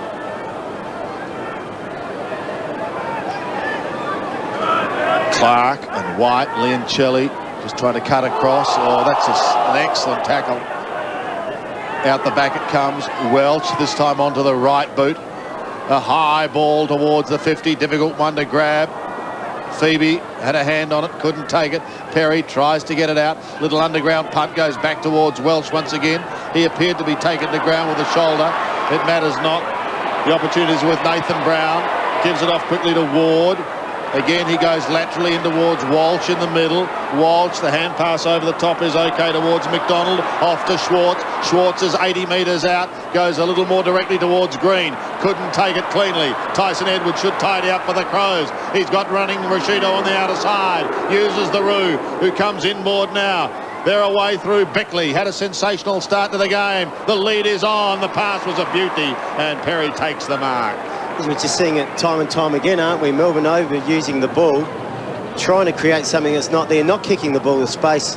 Mark Bickley gets the ball in the corridor. Ian Perry's got space in front of him, makes the lead and puts it out in front of him, and Perry able to have shot on goal. Just it's such a contrast in the style of play. It must be so frustrating for Melbourne forwards. Conversely, plenty of room for the Crows forwards. Playing just his 20th game. Coming back, but not enough. There's always a way to the right. He's been a good player for the Crows, Ian Perry. Yeah. He works hard, he'll work up the ground, gives a real contest. It's just that kicking at goal that he needs to improve to become a really dangerous forward. The Crows still going with man-on-man from the kick-outs, and you're going to get the ball most of the time, I would think, 99% of the time, as Uze kicks to the wing.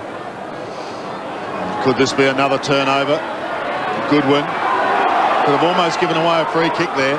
Nicholson to Woden is okay. He hugs the boundary line. Tyson Edwards did really well to get a hand on it in front of McDonald. That was an excellent effort. The Demons are crying ball and foul. The umpire will have none of it. Tyson Edwards is at the bottom of the pack. Ian Perry coming off the ground for the Crows, and Smart back on, boys. Nigel Smart going forward, which is a good move. Nigel is a good impact player up forward. He can kick a goal and take a strong mark.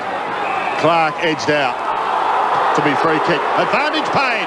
The Crows are away, and so too is Goodwin. Up towards the half-forward line. Big pack of players.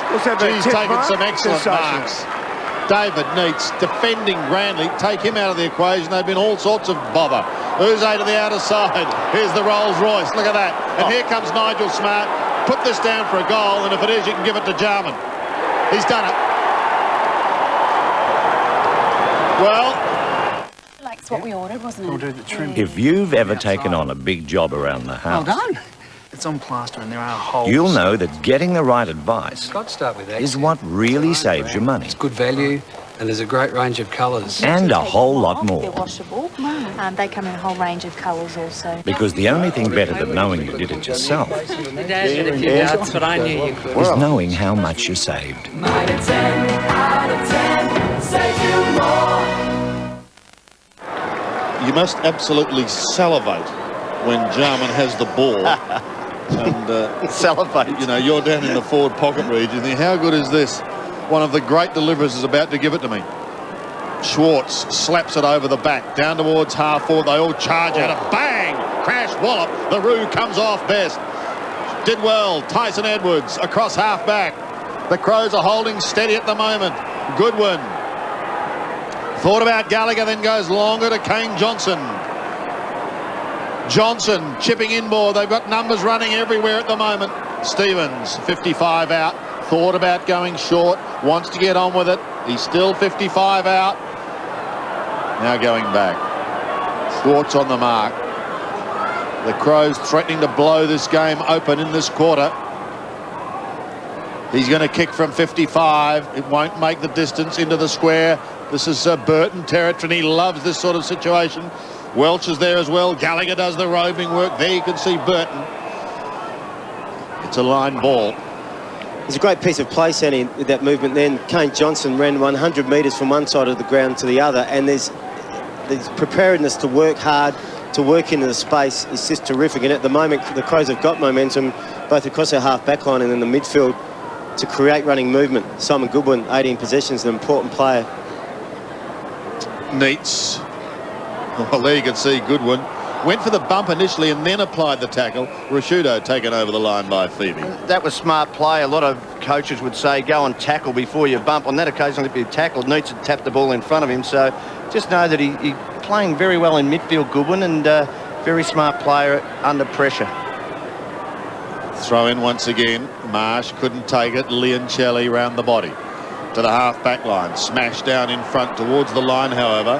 Gallagher loses it. McDonald gives it away. They pop it over the top once more. Look out. In all sorts of trouble, Peter Walsh. Bickley, the spoiler from behind. Farmer can't keep it in play, and we've got another throw-in. Sometimes I think, and this is where Melbourne get into trouble, is that you just got to kick the ball as long and gain some ground, and they don't do that. As we can see by Woden, 8 possessions, Jarman 10 possessions each, with Jarman with 5 goals. Just got to get some ground sometimes, so let's fight another day by getting some yardage away from the goal face. Jarman really the difference, these two sides at the moment. Melbourne does not have a goal kicker. Farmer threatened with 2 in the second quarter, but Jarman with 5, and there you can see the margin, almost 5 goals. White beaten. McDonald overruns it. Tyson Edwards, the door opens for him. Well tackled. Doesn't get an effective kick away, and there will be another back. Yeah, Sandy, one of the problems with the Woden-Jarman match-up is that Melbourne's inefficiency across their half-forward line and their movement going forward is just putting such great pressure on Shane playing on Jarman. The ball turns over, it gets down there so quickly. Shane's making movement and pushing up the ground. Ball turns over, goes back, and Darren Jarman's just got space. So the match-up is an interesting one. Been a whistle. I mean, statistically, it's Jarman's day, isn't it? Yep, but you just no doubt. wonder if Melbourne's movement of the football had been better, whether Shane wouldn't have been able to run off. I mean, I saw Leon Cameron do it on Darren Jarman early in the year. Yeah. The free kick has gone to Clark. He just stabs short, and it's marked by Goodwin, who says, now, I'm going no further out than that. If this lead blows out more than this to three-quarter time, you've got to ask the question what they do with David Neitz. He's been brilliant across halfback, but you have to win the game. Goodwin going short once again. And the whistle sounded, then play on was called. He's going to get caught, young Troy Broadbridge. He does get caught, but they were able to maintain possession. Phoebe gets the hand pass away, goes back to the youngster once more, kicks up towards the centre wing. Following play down is Peter Walsh, and he does it well. Walsh kicks up towards Schwartz on the 50, but again he goes wide. Schwartz is taken to the line. He was held. Was he held? No, said the umpire, throw it in. And the Ox is not happy. Not happy, Jan. Well, he held him when he had the ball. Bad kick forward, though, to the forwards. As I said, the Melbourne forwards would not be happy. And then there's an undisciplined free kick. Well, is that just frustration? It is, totally. But you can't do it as a professional, Sandy. I know it's hard. But now the ball just turns the other way. They kick a goal. It's against the trend of what was happening. And Simmons on for the D's. wide off. Thanks, Dip. Marsh is a target. Couldn't take it. Gallagher does a 360. His hand pass was a little loose. Ward and Simmons combine into half forward. Tyson Edwards chops it off. Transfers play to the outer side. The runners are there. One of them is Mark Stevens. Stevens carries on towards Hart. He's got a paddock in front of him. He can straighten up and have a look downfield. He does exactly that and decided to go short. May not have been the best option. The McDonald hand pass comes back from Neitz. Another one sees the transfer play back towards the centre. Maybe an opportunity for the D's now through Williams. Goes up towards right half forward and Farmer. Look at the old foot on the accelerator. Down it goes. This is a little piece of magic maybe. Two bounces. Centering, unselfish kick. Finds Green. He's kept him in, hasn't he? This boy. Fantastic Farmer. I think you could see this happening, couldn't you? If he was going to turn him inside out. Stenglein had to corral him to the boundary line, but it's pretty hard to say against a player as fast as Farmer. And then the discipline, the centre of the ball, he's got his mind right today, no doubt, Jeff Farmer. Well, Adelaide's been trying for a few minutes and threatening to kick a goal. They've been unable to. Green, oh my hat. Oh my hat. I have mossed him, haven't I? What's that, 1-3? Yep. Gee. Well, if they're going to win, you've just got to kick those. It's fairly simple. 6-9 plays 11-5. Hart straight down the middle and good interception there by Cameron Bruce. McLeod's hand pass goes astray. Maybe he'll get another chance. What can he do this time? That's better. Yes.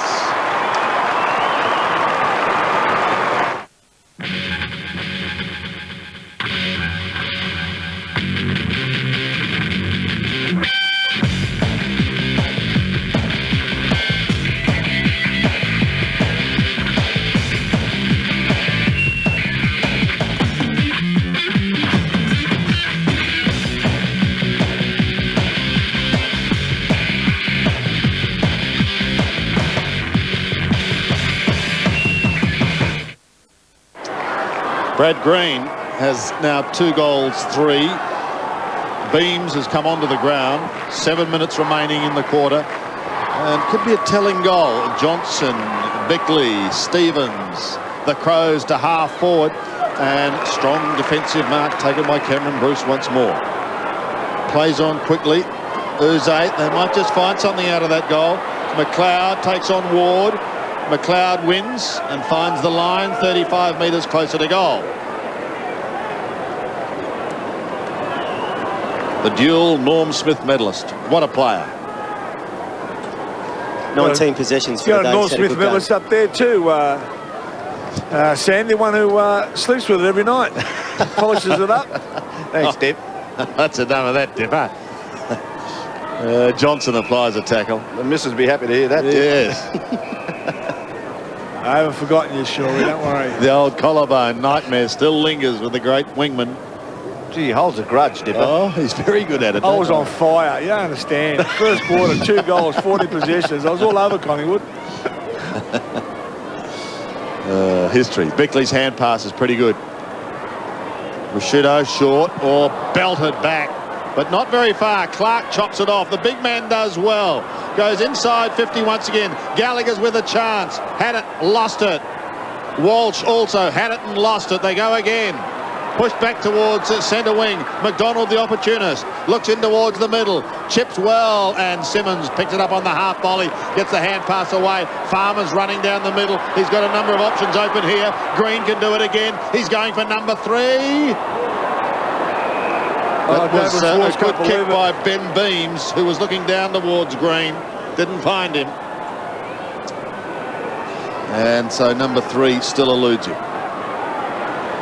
Bassett to Hart. Under 6 minutes remaining.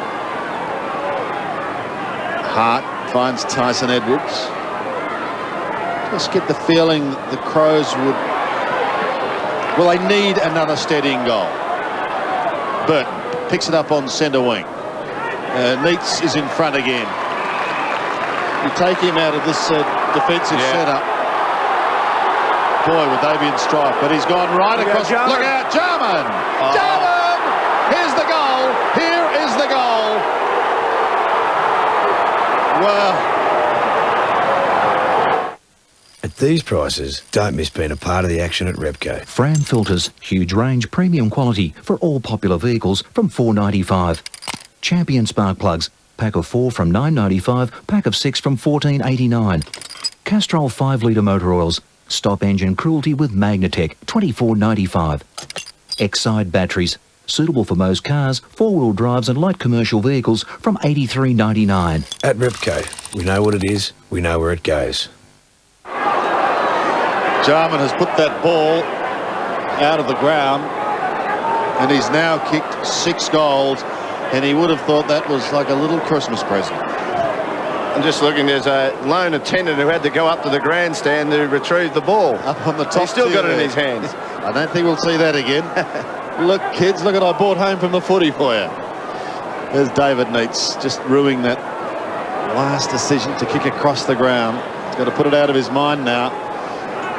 This margin has ballooned out to 26 points, and that's exactly what it was at quarter time. So with just 5 minutes remaining in this term, the D's absolutely desperate for a couple of quick goals. No change dipper to the breeze. Apparently not. No, Sandy. Sorry. You're all right, mate. No, it's still very no swirly change down here. It's very difficult to nominate which end now because it's just quite swirly. Yep. Okay, Tyson Edwards, a good spoiler. Stevens, the hand passes fine to Hart. He changes direction and just brings it back towards Bickley. Is that 50? Yeah. Oh, that is about as subtle as a stepmother's kiss. Played it beautifully, didn't he? He's had a pretty good game. He has had a good game. He's having a good year, Sandy. Yep. A lot of talk about the experienced players at the Crows and what will happen next year. His kick goes all the way into the pocket. Nicholson applies a very good tackle. And going absolutely nowhere is Scotty Walsh. He's been playing on and off the bench, hasn't he, Tony? Coming off with Johnson. He did earlier on in the season, but of later times he's been playing the full game. And you just wonder with Bickley's influence today and Jarman's that they probably need those senior players to continue to play. Darren Jarman, he's kicked 6 goals and he's done that a few times this year. You know he can win you maybe 3 or 4 games a year. He could be even a good player off the bench. Just on that list, Tony, is there anyone yet who has definitely put their hand up and said, well, that's it, I'm going at the end of the year? No, I think the next 5 or 6 weeks we'll find that out. Yeah. I mean, you look at Jarman and the way he just cruises in that forward line, you'd have to suggest he could be good for another year. Melbourne are playing dangerously in defence as Phoebe takes it from Nicholson and transfers to Daniel Ward. He's at half-back. Players scurrying everywhere like ants before the rains come. This is Williams. Just wonder, Sandy, that to create their running game, they drop the ball and try and get the 1-2 going. It's pretty selfish at times. I think, you know, to kick the ball long and get players to the front and square of the pack is a more effective game. Am I imagining things? Well, we'll watch David Schwartz here. That was clever. Down towards the forward line. Green's got a little bit of a break on Bassett. Gives the hand pass away to the Wizard. He's tucked in the pocket. If he kicks that, it'll be unbelievable. No. Shane Roden running the full length of the ground then too, Sandy, to get himself in a position to kick a goal if Farmer had been able to transfer it to the goal square. It's frustrating for the players, but I get the feeling that the crowd are actually finding this style of the Demons frustrating as well. No doubt. The Wizards probably thought, I've done a lot of inspirational things today. Let me try and lift the team with a goal from that angle, but it was undisciplined, had to go to the top of the square. Yeah. Bassett, well, he can go wide to the outer side. Marsh is alone. He takes off now. Adelaide Crows will get a free kick there to Smart. They require, the Crows, half as many, well, probably a quarter as many kicks as the Demons need to go from one end of the ground to the other. He just goes short. Marsh had wandered down and he chips again, finding Rashudo. The Roo from the Riverland. That's too easy. That is far too... There were 4 players unchecked there. So they now have an opportunity to kick goal number 13. 19 possessions coming up for Simon Goodwin. Been very good, hasn't he? Very, very good. Hasn't missed a game this year. Would he be leading the best and fairest, Tony? At the Yeah, moment? he's Looking to make it been back-to-back. Been their most consistent player. Disappointing game last week. Was on a his own rebound there, hard though. today. What's he done with this one? Missed. They've certainly gone out and played a much more attacking game than they did last week. Just throwing caution to the wind and said, look, let's take them on today. Yep. Jeff Farmer now is playing as a pure full forward. In the second quarter, when he got back into the game, he was up in the centre corridor. Might have to move him. Neitz was a target. Smart's right on his hammer. Nigel Smart has got it now. He's got to try and get it out. Back towards Nicholson. He couldn't take it, almost infringed. Smart piles in over the top. Nicholson once more gets a hand pass out. They may get out of trouble here, but it hasn't been easy. This is Ben Beams to left half forward, and he finds Green. He decides also to go backwards. When in doubt, put the car in reverse. Oh, my hat. Talk about frustration. Green, nice pick up on the half volley. Pummels it high in towards half forward, and a good mark. An excellent mark taken by Cameron Bruce.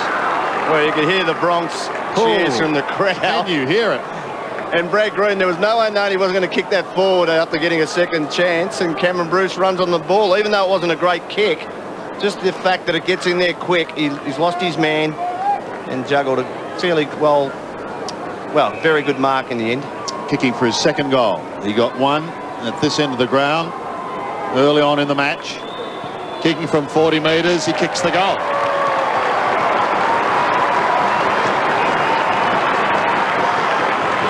They're just hanging in there, Melbourne, aren't they? I mean, they're playing indirect. They're over handballing, but the scoreboard, the Crows haven't been able to put them away. Just hanging in there. A lot of that over handball is forward handball too. There just doesn't seem to be a lot of players running from behind the line, Shorey, and creating run with actually momentum behind them. They're certainly hanging in there. Jeff Farmer's now pushed in the centre of the ground.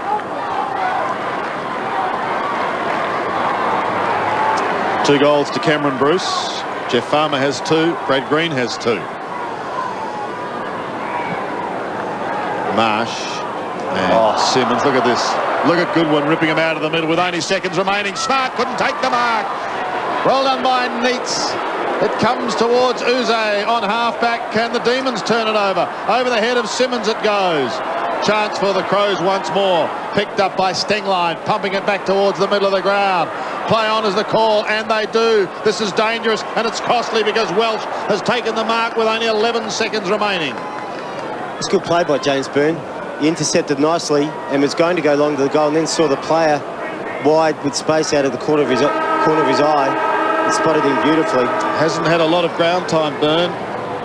Just a couple of kicks. But that one was very effective, and Welsh can really nullify that Cameron Bruce goal if he kicks this. Kicking from 44 metres. The drop punt's on its way. It's drifted across the face of goal, and one behind is the result. One behind to the Adelaide Crows. There you can see Neil Craig coming down with Gary Ayres. Craig himself was a very good player. It's three-quarter time. The Crows are leading 12-7 to 8-9. The car's like new. Andy didn't lose his rating 1. At Amy, we believe if you've held a rating 1 for the last 3 years, you deserve to keep it for life. Adelaide's giant pet pig. But are his days of urban living numbered? It will break my heart, and it will break the hearts of all my children. And how a local phone company can halve the cost of your interstate calls. Only on 7 News. Broken clear, a long 60-metre bomb. Big pack forms in the goal square. Oh, what a grab! What an absolute screamer! Oh, that's got to be grab of the year. Golden draft, thanks. Every day, people go to Truscott Hi-Fi for advice, The reason they buy is the low price. JVC 6-head VCRs $40 off. Sharp 68cm stereo TVs with free cabinet. Sony Digital 8 camcorders $200 off. JVC DVD players $100 off. And Pioneer 340-watt home theatre systems with inbuilt DVD $100 off. Truscott Hi-Fi, Adelaide's lowest prices with up to 24 months interest-free terms. Get ready for the soccer event of the year. 2 super games on 1 super ticket. On November the 11th, see if the reigning world champions France can take revenge on the LG Socceroos. Then later in the month, the big one, the World Cup qualifier between Australia and the South Americans for a place in the FIFA World Cup. Both games at the MCG. Australia versus France. Australia versus the South Americans. Super tickets only on sale now. Call Ticketmaster on 136 122. Don't miss the Rug Warehouse $2 million rug sale. Buy direct from the importer and save. Max $15. Handmade Persian and decorative rugs, not $2,000, now only $3.99. 2x3 metre silk inlay Persian rugs, only $1,200. Modern and traditional rugs below cost, starting from a crazy $99. Thousands more quality rugs at low prices at the Rug Warehouse. South Road, Hindmarsh, between Grange and Port Roads. And then we'll be hurrah, hurrah. Peanut butter. First platoon, left. Second platoon, right. Yeah, move on. Incoming! Wait. I've got it. I love Kraft peanut butter best because it's never oily, never dry. Hello, Sip and Save. Can you just see if there's a blue Barina out the front, please? Thanks. No? Okay. That's Sip and Save. There wouldn't be a blue Barina out the front, would there?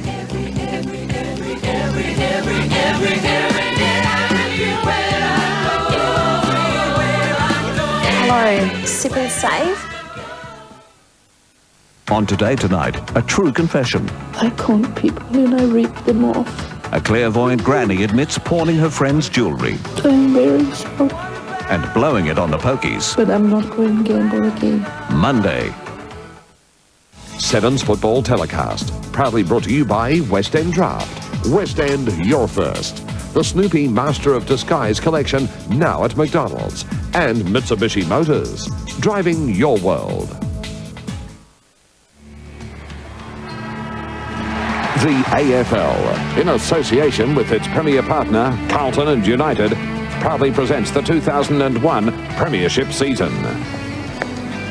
Three-quarter time here at the MCG, and Adelaide appearing to have the answers to any challenge that comes from Melbourne. 12-7, 79, 22-point leaders over the D's, 8-9, 57. Major contributors. Darren Jarman strolled in for a couple in that third quarter. He's now got 6 for the game. Welch has 2, whilst for Melbourne, Green, Bruce and Farmer all have 2 goals apiece. A reminder of the other match taking place today is down at Shell Stadium between Geelong and St Kilda. If you don't want to know the score, look away now, because here it comes.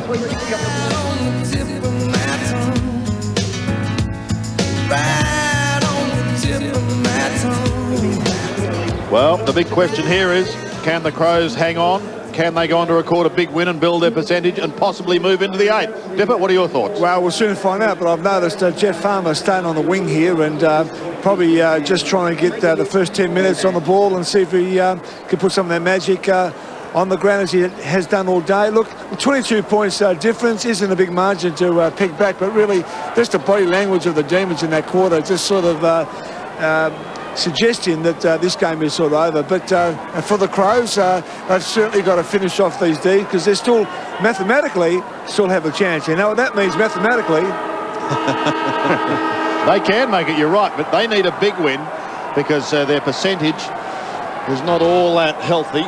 It's around 97.25 at the moment. The Dogs are 97.99. So let's see what they can do in the final quarter. Here's McDonald in trouble. Comes wide and finds the Tamble up terror. Farmer pops it over the top to Walsh. Back again, he goes to Farmer. Try and go all the way. The Wizard will take it back once more. And then he lost it. It's on 50 at the moment. He goes again. He's 65 out. Comes across to Leoncelli, who takes the mark. Plays on now. Goes in towards the pocket, and the diving mark is taken by Russell Robertson. He wants to play on. He thought about it. Now goes back. And Robertson, who has 44 goals this season, 3 last week against the Tigers, but goalless so far today. The chance to give Melbourne a dream start to this quarter. In the right forward pocket. Tough spot. Coming back. Oh, he's played it beautifully. He bent it back magnificently, and the D's get a team-lifting early goal. Well, I thought for a second there was the Jeff Farmer show, and he tried to do everything, didn't he? And messed up when he got a quick handball back to his chest. We could see it on the replay. Did a couple of the old 1-2s, and that one was too quick, but then butted up again and chipped the ball out sideways. Russell Robinson, well, that's a good start to him the last quarter. Been very quiet today. Been a fairly good player all season, but he needs to continue for the whole quarter.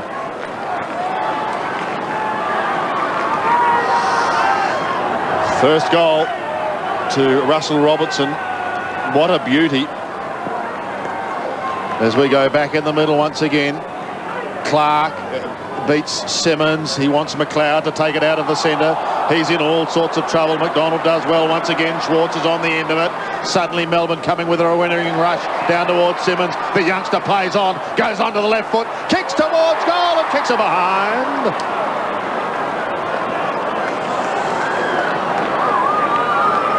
We nearly wonder whether he's better off than just taking the mark and sitting back and having a shot on goal. I agree, Tom. Perhaps rushed himself a little too much under pressure, saw some space and decided to go with it. Certainly started the quarter well, Melbourne. 9-10, plays 12-7. We've mentioned throughout the day that the Crows have had the ability to steady, to answer. What can they do this time? It's approaching crunch time. McLeod did well to get it away from Simmons. Got the numbers with him. Goes up towards the half-forward line. Uze will chop it off. Doesn't take the mark. Plays on. Burns right on his hammer. He just about gets him too. The ball is forced to the line. Well done by Byrne. That's good pressure by James Byrne. He's the type of player that can come on the ground and make an impact. He is quick and will work hard. Side's always looking for players that can come off the bench and give them that point of difference. Byrne certainly does that for the Crows. The light's on here at the MCG. It's a very dark, overcast day. It's kicked down towards centre wing and again taken to the line. You can see Russell Robertson, the last goal kicker. Ben Hart's been brilliant today. Had a lot of possessions in the defensive half, but he's done his job on Russell Robinson except for that goal early in this quarter. You're doing the votes in today's game, Tone. So that could be rather interesting as Leoncelli kicks up towards the half-forward line. Out the back. Oh, Stevens got a bad bounce. Out the back door towards Hart and co. Schwartz pulls it in. Edwards is over the top of him. Bruce got it out. Here's danger now for the Crows. They've got the numbers here, Melbourne. This is Nathan Brown spearing it in. And the man of the moment is Russell Robertson.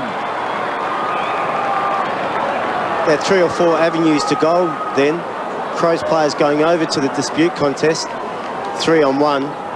Not able to gain possession. The ball spilling out and Melbourne getting possession. Centering the ball into the corridor. I thought David Schwartz's second effort in the pack to keep the ball alive was great. Robertson can really throw a cat amongst the pigeons here. 40 metres out. Well, that's drifting away to the left. Gee, they've missed a few costly shots in front of goal today. That's costly. 9-11. Plays 12-7.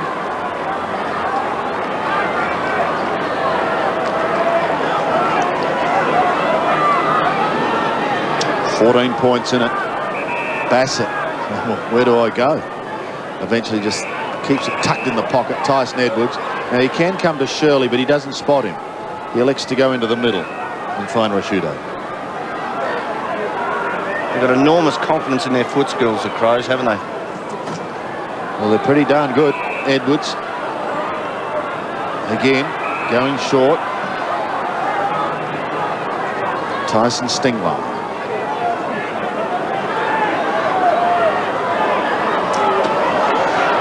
It's like a chess game, slowly meandering down towards the attacking zone. Burton will be a flyer. He was, but he couldn't take the mark. Rashudo, you're going to have to be quick. Bends it back, clever kick to Shirley. Oh, he gets a cruel bounce, but he goes again. Could have almost caught one in the back. Welch tries to go off the ground. Smart is absolutely clean bowled. Phoebe's on the end of the hand pass, and he'll get them out of trouble. Had a very busy second quarter. He picked up 10 possessions. Back towards Rashudo, Schwartz, and it's the latter who gets a fist to it and belts it over the line. They're still in this, the Demons. 14 points the margin.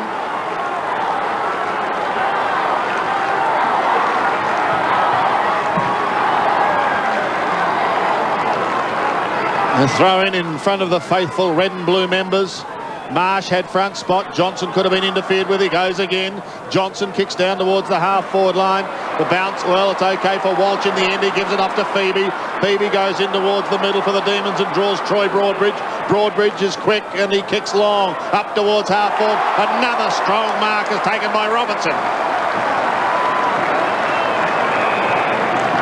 Well, that was a great kick by Broadbridge. So you can see he puts it on the outside of his foot and gives Robinson some space and a strong mark.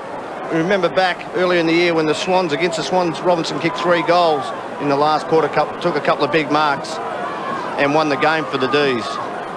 Kicking for his second goal. This to make the margin 8 points. He's kicked it and here come the D's. The creator of a new breed of lawyers is about to introduce you to a new breed of teachers. Miss Suter, you finished #1 in the poll. What poll? Which teacher the male students want to sleep with most? Oh, how nice. You were 7th. 7th? And students. Don't screw with me.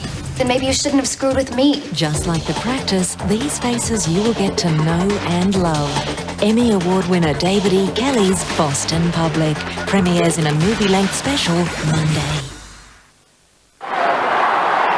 7 kicks to Russell Robertson. The last 2 have been the most important because he's kicked a couple of goals. And the Demons right back in this now. Can the Crows answer? Out of the middle, important. Stevens takes the mark, didn't travel the required distance. Kicks up towards Byrne on right half forward. Couldn't quite take the mark. McLeod is lurking, but he's got to beat a couple. And he's very capable of doing that. Close to the boundary line. Kept in play. Lux of fortune. Suddenly it's changing for the Demons. Leoncelli's in the middle of the ground. Away he goes. The runners are there. One of them is Walsh. Walsh, is he going to try and go all the way? He gets caught. Gives it off to the big fella. Simmons, he gives it away as well to Leoncelli. It's a high ball. Into the square it goes. Can they take a mark? Is Farmer lurking? He is, but he's not close enough. And it's Kane Johnson who'll take it away. Farmer gave away the free kick with a push. The advantage was paid. Suddenly there could be a turnover. Hewitt couldn't take it cleanly. He goes again, almost runs into Welch's teammate. Welch swings play back towards Stevens. Stevens got nothing up forward. Eventually they come charging out. Uze's clean bowled. Smart, a chance for the hand pass. He's got to give it away. He does to the big fella in Marsh. Marsh is too slow. He gets caught. The Demons are revitalised. Needs is in trouble. Hewitt couldn't take it. Johnson can't either. Byrne was there as well. Suddenly it's gone up a cog. Uze tries to get the hand pass out. The back door, he's successful. That was to Beams, and now Walsh will steady. Pops it over the top to Beams. He's down to centre wing. Brings it back to Farmer. Takes the mark on centre wing. He's got Beams running down the ground. It's not a good kick. He needs a kind bounce. Oh, he's almost decapitated. Almost decapitated.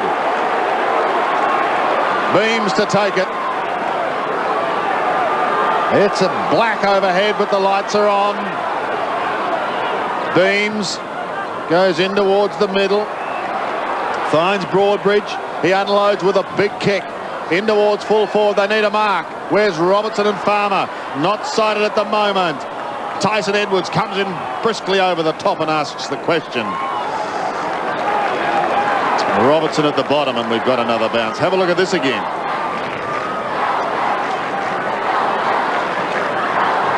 Just a normal round the neck tackle, Sandy. Throw in the pocket. Goodwin's hand pass okay. The Crows desperate to clear. Oh, it's not a good clearing kick, but the Lux of fortune kept in for the D's. The hand pass is not a good one. Burton was held, he didn't have it. he will steady. Big Troy Simmons keeping the ball in play, but turning it over. And now Burton getting the free kick. To centre wing, loose checking there because Stevens on his own. He looks downfield. Goodwin got Goodwin screaming for it on left half forward, and Goodwin's away. Is this the steadier for the Crows? Oh. Goodwin goes for goal. That is a magnificent goal.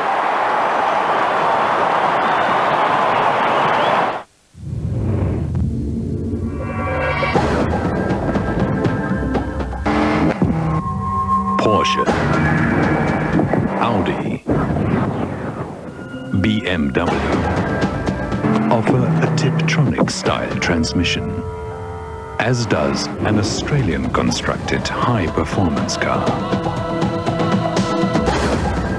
Magna VRX with sports mode. 13-7 plays, 10-11. Again, a little bit of breathing space for the Adelaide Crows. Troy Simmons off the ground, White back into the ruck. Well, yeah, possibly for that little error that he made. Here's McDonald taking it from Schwartz.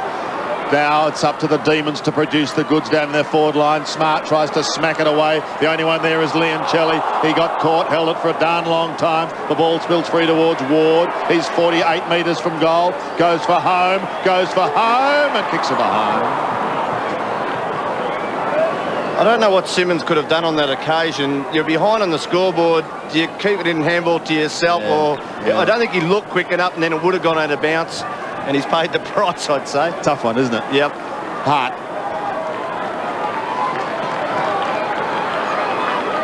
The old heads looking to just steady things down for the Crows. Hart, of course, being one of those players. Sting line towards centre wing. Towards the line, but kept in by Robertson. White, first one way, then the other. Nice little piece of work. Up towards half forward again. The delivery is not good, and Goodwin, who kicked that wonderful goal just seconds ago, comes across the ground and finds Tyson Edwards. Edwards goes on with it. He looks towards centre wing. Rashudo, the bounce is okay in the end. He's got Welch on a lead, and he gets there. Well, the kick just bounced inside the line. Welch was unable to make it in time, but they've got it down to the left half forward flank with 11.5 minutes remaining. Disappointing crowd today, 17,566. But, well, the two sides coming off wretched losses last week and both battling for some credibility and a spot in the 8. Leoncelli from Ward is okay off to Walsh. Now he's away. Thought about Uze and then decided to go it alone with a kick towards Schwartz. Chopped off, however. Bassett chops it off. Goes wide to Stevens. Stevens, another one, finding Hart.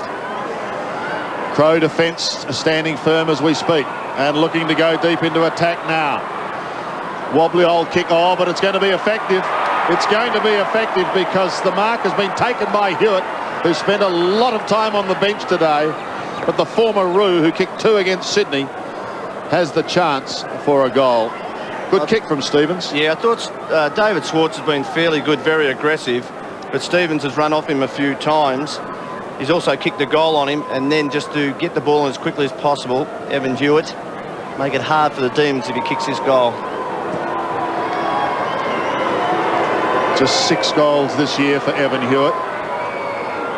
Not a very pretty looking kick off the boot. Tony McGuinness, Clark has been off the field in the ruck, and, you know, the Demons have got back in the game. I know it just opened up a little bit more then. I just wonder why he's off the field. Would he be injured, or they're trying to give Ben Marsh a go on the first ruck? Well, you'd think in the context of the season in this game, you'd have your number 1 ruckman on the ground, wouldn't you? He's not injured, boys. He's just anxious to get on, boys. So, well, there's still time, Dipper. Some 10 minutes remaining. That's an excellent tackle. Play on is a call. Brown goes away and then he can take it back again. Oh, the youngster looks downfield. He shrugs one. He's still going. He's 75 out. He's lost it. Well, he tried one of the great solo feats. It didn't come off. That kick, however, didn't either. Tyson Edwards marking over the line. Sure, I'd nearly say that Melbourne are playing under instruction to nearly overuse the handball to get themselves in the game. I mean, it's either a confidence thing or it's an instructional thing. Well, if it's instructional, it's going to cost them the game. Do you know what I mean? Sometimes where you give the instruction because your team is down on confidence. If you give the ball often enough, everybody gets confidence with it. Yeah. Hewitt goes short to Hart, who goes short to Byrne. James Byrne goes back to Hart. Crows intent on just steadying it down, holding possession. Nathan Bassett collects it and kicks towards the middle. The Wizard arrives late. Stevens is away. He's got him inside 50 once more. Jarman. So close. Welsh can sniff a goal. Hewitt can kick it. No, he can't kick it. Oh, magnificent smother.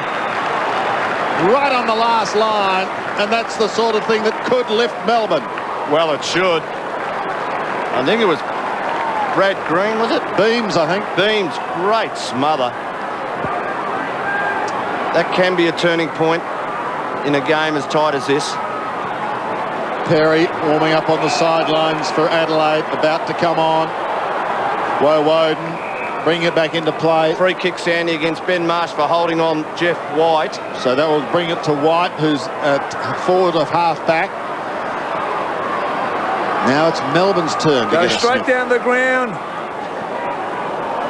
Coach Demir Domenico on the sidelines, saying what a lot of fans, Dipper, have probably been thinking all day. Go long and direct. He just chips it to Paul Wheatley. Light rain starting to fall now, boys. It's feeling like more of a night game at the moment. It does, doesn't it? It's very dark overhead. As we've said, the lights are on. The seagulls are threatening in more ways than one, and Wheatley's taken another mark. Now Neitz has drifted wide. He's got him. He's 60 out. He's closing. He's 55. He goes for goal. Going to be close. What a goal! This RAA symbol has always represented the pinnacle in motor service standards. Earning RAA endorsement is the toughest test of all. One service group has set their sights on this ultimate goal, to offer nothing less than the highest standards, and so earn the right to display the RAA symbol at every one of its outlets. Not surprising, that group is UltraTune. There are 15 UltraTune service centres and they're all RAA approved. UltraTune, in tune with you and your car. What a goal from the captain, David Neitz, with 8 minutes remaining. There's time for the Demons to snatch victory here at the MCG. Welch can't get out of the middle. The Crows are desperate for a goal here. McLeod gives it back to Welch. He'll go onto that lovely left foot that he enjoys, and he kicks down to the half-forward line and finds his target in Doughty. Doughty came into this lineup for Vardy. Jarman's at the back. Jarman's the thief. He steals it and he misses. Gee. I thought he pushed Woden in the back with his foot then. Might have got away with it. Well, he's had some great days over the years. Some good days against Melbourne. So the break once again from the kick out. Can Melbourne find something? Wheatley goes and gets them inside 50. Smash down in front. Crows have the numbers. Smart can take the hand pass. He does. Oh, a bit of fancy work from Nigel Smart. Schwartz takes him to the line, and there'll be a throw-in. He's under a lot of pressure, Nigel. Really, his only play was to work the ball to the boundary. Schwartz putting him under intense pressure, running the ball out of play. 10 points the margin. Marsh goes up without it. Leoncelli's there. There's been a whistle. It's a free kick. It's a Crows free kick to Marsh. David Schwartz again, just an infringement at the ruck contest. I say it again, Sandy. We saw David Neitz kick that goal from 60 metres. They've got to win the game. Do they depend on what they've got so far, or do you get him forward and say, we have to kick goals? Good point, Tony. Stevens up towards Shirley. Stolen, however, by Broadbridge. He's done some good work, this young man. And he's almost undone it with a kick, but it may be okay because Phoebe's on the end of the hand pass. Kicks from the centre of the ground, chipping to Schwartz. Just steady down, they say, steady down, but he's a man in a mission and he goes wide. It's not a good kick. tucked in the corner. Robertson tries to keep it in play, gives it across to a teammate in Brown. He gets claimed, loses it. Gallagher's hand pass is okay. Stevens is away. The Crows are away. Up towards Johnson on centre wing and Welch. It's Welch who decides to take it, gives it to Byrne, goes down to the half-forward line. Can the Crows make them pay? Tyson Edwards needs someone going past. Has it now in Byrne. Byrne inside 50. Needs a target. Perry's just come onto the ground. Couldn't control it. And there's a throw-in the right forward pocket. We just wonder whether David Schwartz selected the right option when he went forward. He's got the ball at the 55-metre mark, right in the corridor. He did see the player in the pocket free.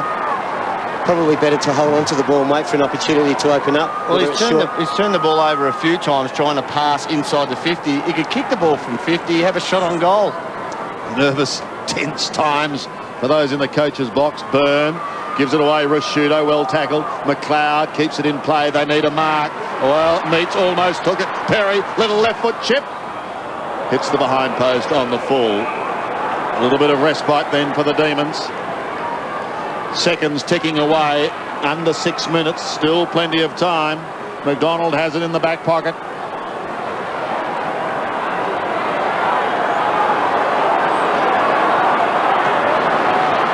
This game could well decide the Crows' finals fortunes. He gets underneath a punt and kicks it long to centre wing. There's a big pack of players. Tyson Edwards, a beautiful little hand pass towards Gallagher.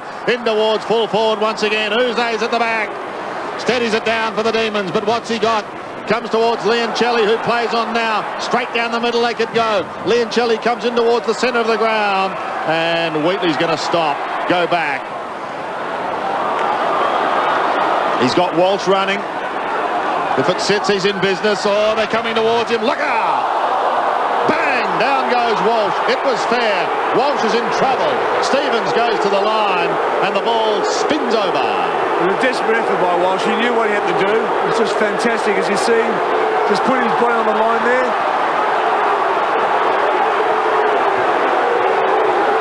Well, I think it was just a great contest. And the umpire, I think, made the right decision. Spot on, Tony. Welch onto the left foot, tumbling it. An excellent smother. Beams falls. He goes again. Farmer tries to get out the back door. Almost threw it out. Ward, it ricochets off Perry. Still kept in play by Wheatley. Gives it away quickly. McDonald ducked the old chutney. Back to Wheatley again. He's hugging the boundary line. He's teasing them. Schwartz takes the mark. He plays on. The Schwarter. The Ox is clear. Shrugs one tackle. Can he do something? He's going to get caught. He was shoved in the back. Oh, he's been pinged. I don't think he tackled him. I thought he just pushed him in the back. Well, 10 points the margin, 4 minutes remaining. Talk about a pressure finish. Perry will be a flyer from behind. Man in front goes the way of McDonald. Back into this Melbourne lineup this week, James McDonald. Time rapidly becoming an enemy of the Demons. Short to Farmer. Is it a moment like this that the Wizard decides he'll take them on? He'll do it on his own? No. He's chipping into Wowoden.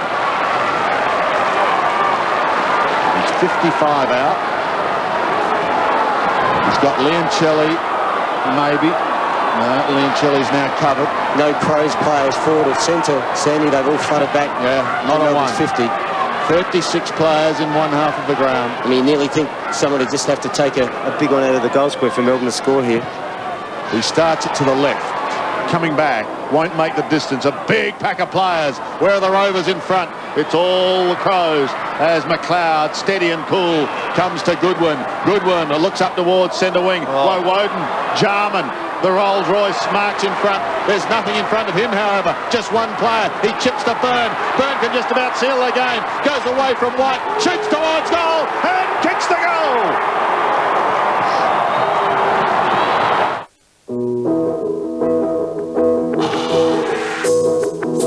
Insure your home and contents with the company you trust.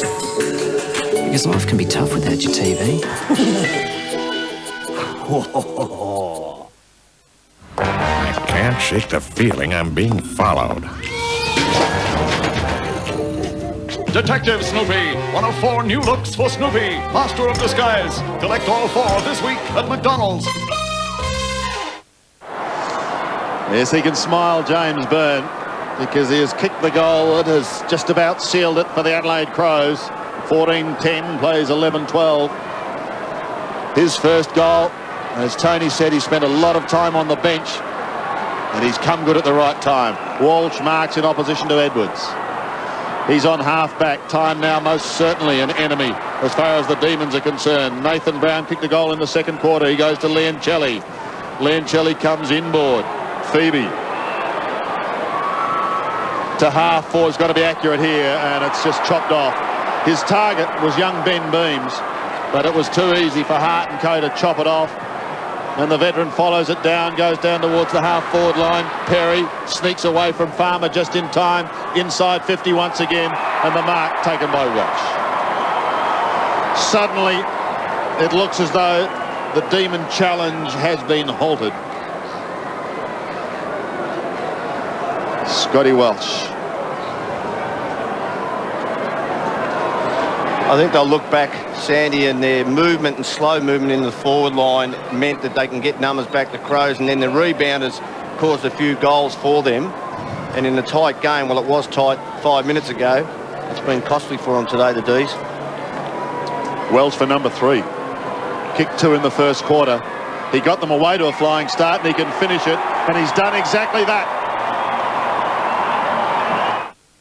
You've seen dramatic footage of great whites at work off our very own coastline. Sharks can detect spilled blood from almost a kilometre away. Tonight, explore the truth and explode the myths about sharks. Most sharks we met were terrified of us. Get up close and personal to the bizarre, the beautiful, and the one that got away. A female, aptly named Big Mama. The Shadow of the Shark. Tonight, 6:30 on 7. 3 goals to Scotty Welsh. If they were to make the finals, he's an important player because they have struggled to kick goals. Just over a minute remaining. White in ruck. McLeod can't take it out of the middle. McDonald looks to, kicks them inside 50. A little bit of a shove there. Well, the umpire's found a high tackle. I thought it was a shove, but it's gone the way of Melbourne. They'll have to come back. Ben Hart just asking for an explanation on that. And John Harvey looking to give him one. It's an important game, Sandy. I was probably understating the obvious today after a disappointing loss last week. My word. Having only won 4 of 9 at home for the season, they needed to come out today and make a real statement. Hasn't been clean or pretty for them, but doesn't have to be, does it? They've worked hard. They just needed a good, hard-working win. It's just the 4 premiership points they want. Russell Robertson has kicked the goal. Robertson has his 3rd for the quarter. Just not enough, early enough for the D's in their peripheral forwards. Bruce, Green and Robinson, as you can see there, free kick around the neck. Just need this to happen a bit earlier in the game.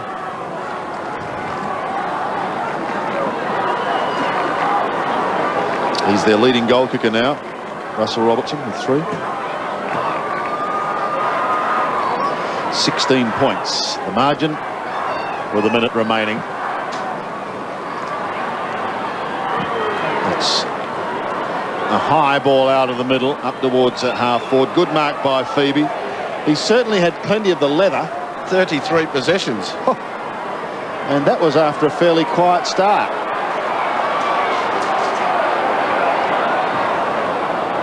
Comes wide to Brad Green. 2 goals to Brad Green, 1 in the second, 1 in the third. The lead is on. Smart a little late. It's slapped out the back. Again, the Crows have the numbers. Marsh does well. He gives it off to Tyson Edwards. Edwards looks to the outer side where Perry's made space, and he takes the mark. Quite content now to hold that ball because the Crows are going to keep their finals hopes alive. Bickley very busy early on. He's had a good game.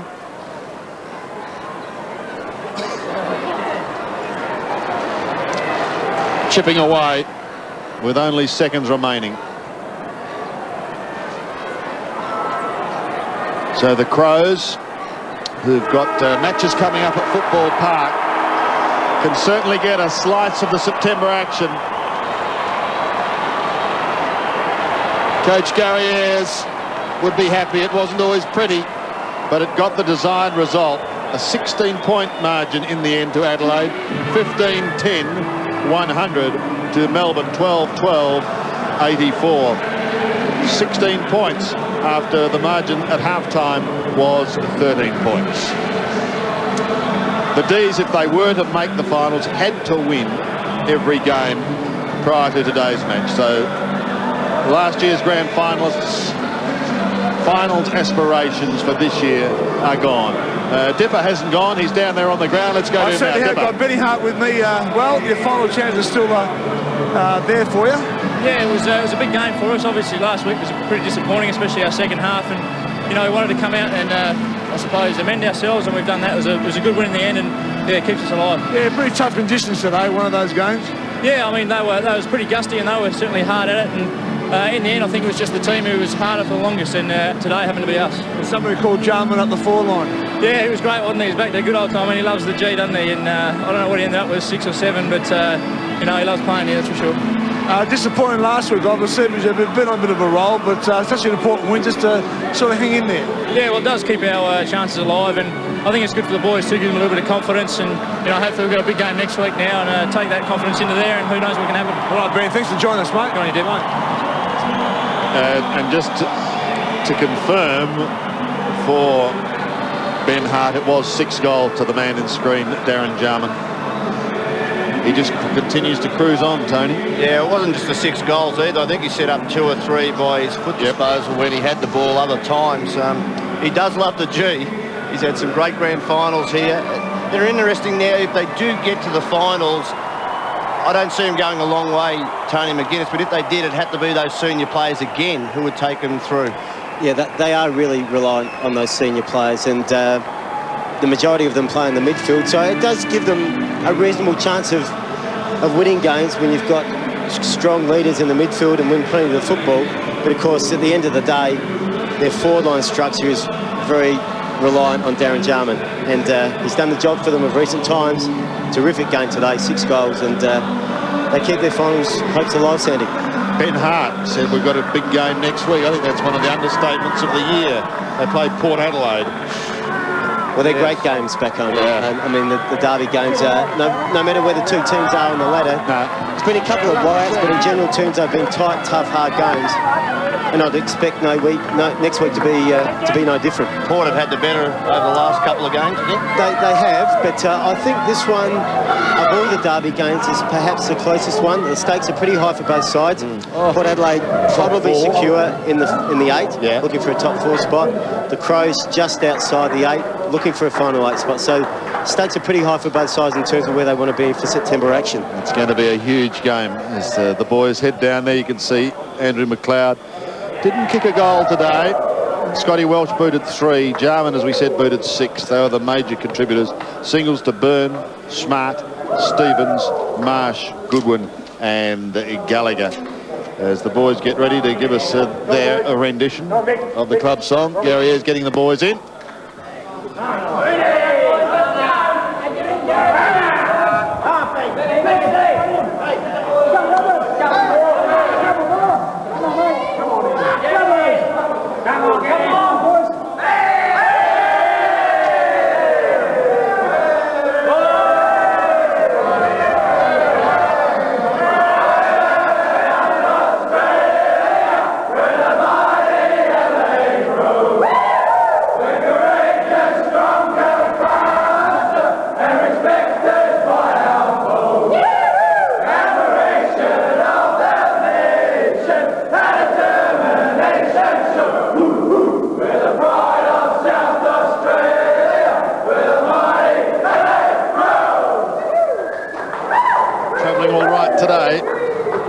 No doubt about that.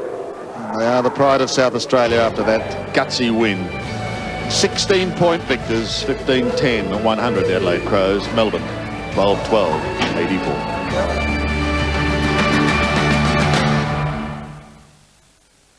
Thirsty for some footy action? Sunday, August 5, the passion of the clash continues. Just kicks it beautifully, a goal. The Crows are looking to even the score with Port Power in South Australia's traditional head-to-head. Fast and furious football action. This will be the one to watch.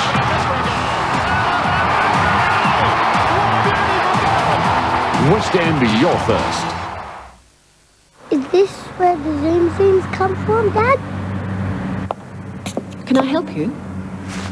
Do you say Zoom Zoom? Sure do. If you listen quietly, you might hear one. Well, it's the best time to buy Protégé, Mr. Brown. Right now, they're just over 20,000, and we guarantee all new Mazdas for 6 years with 6 years road assistance. Well, did you hear any Zoom Zooms? Get a great, great deal from the great, great guys and drive a great Australian boat.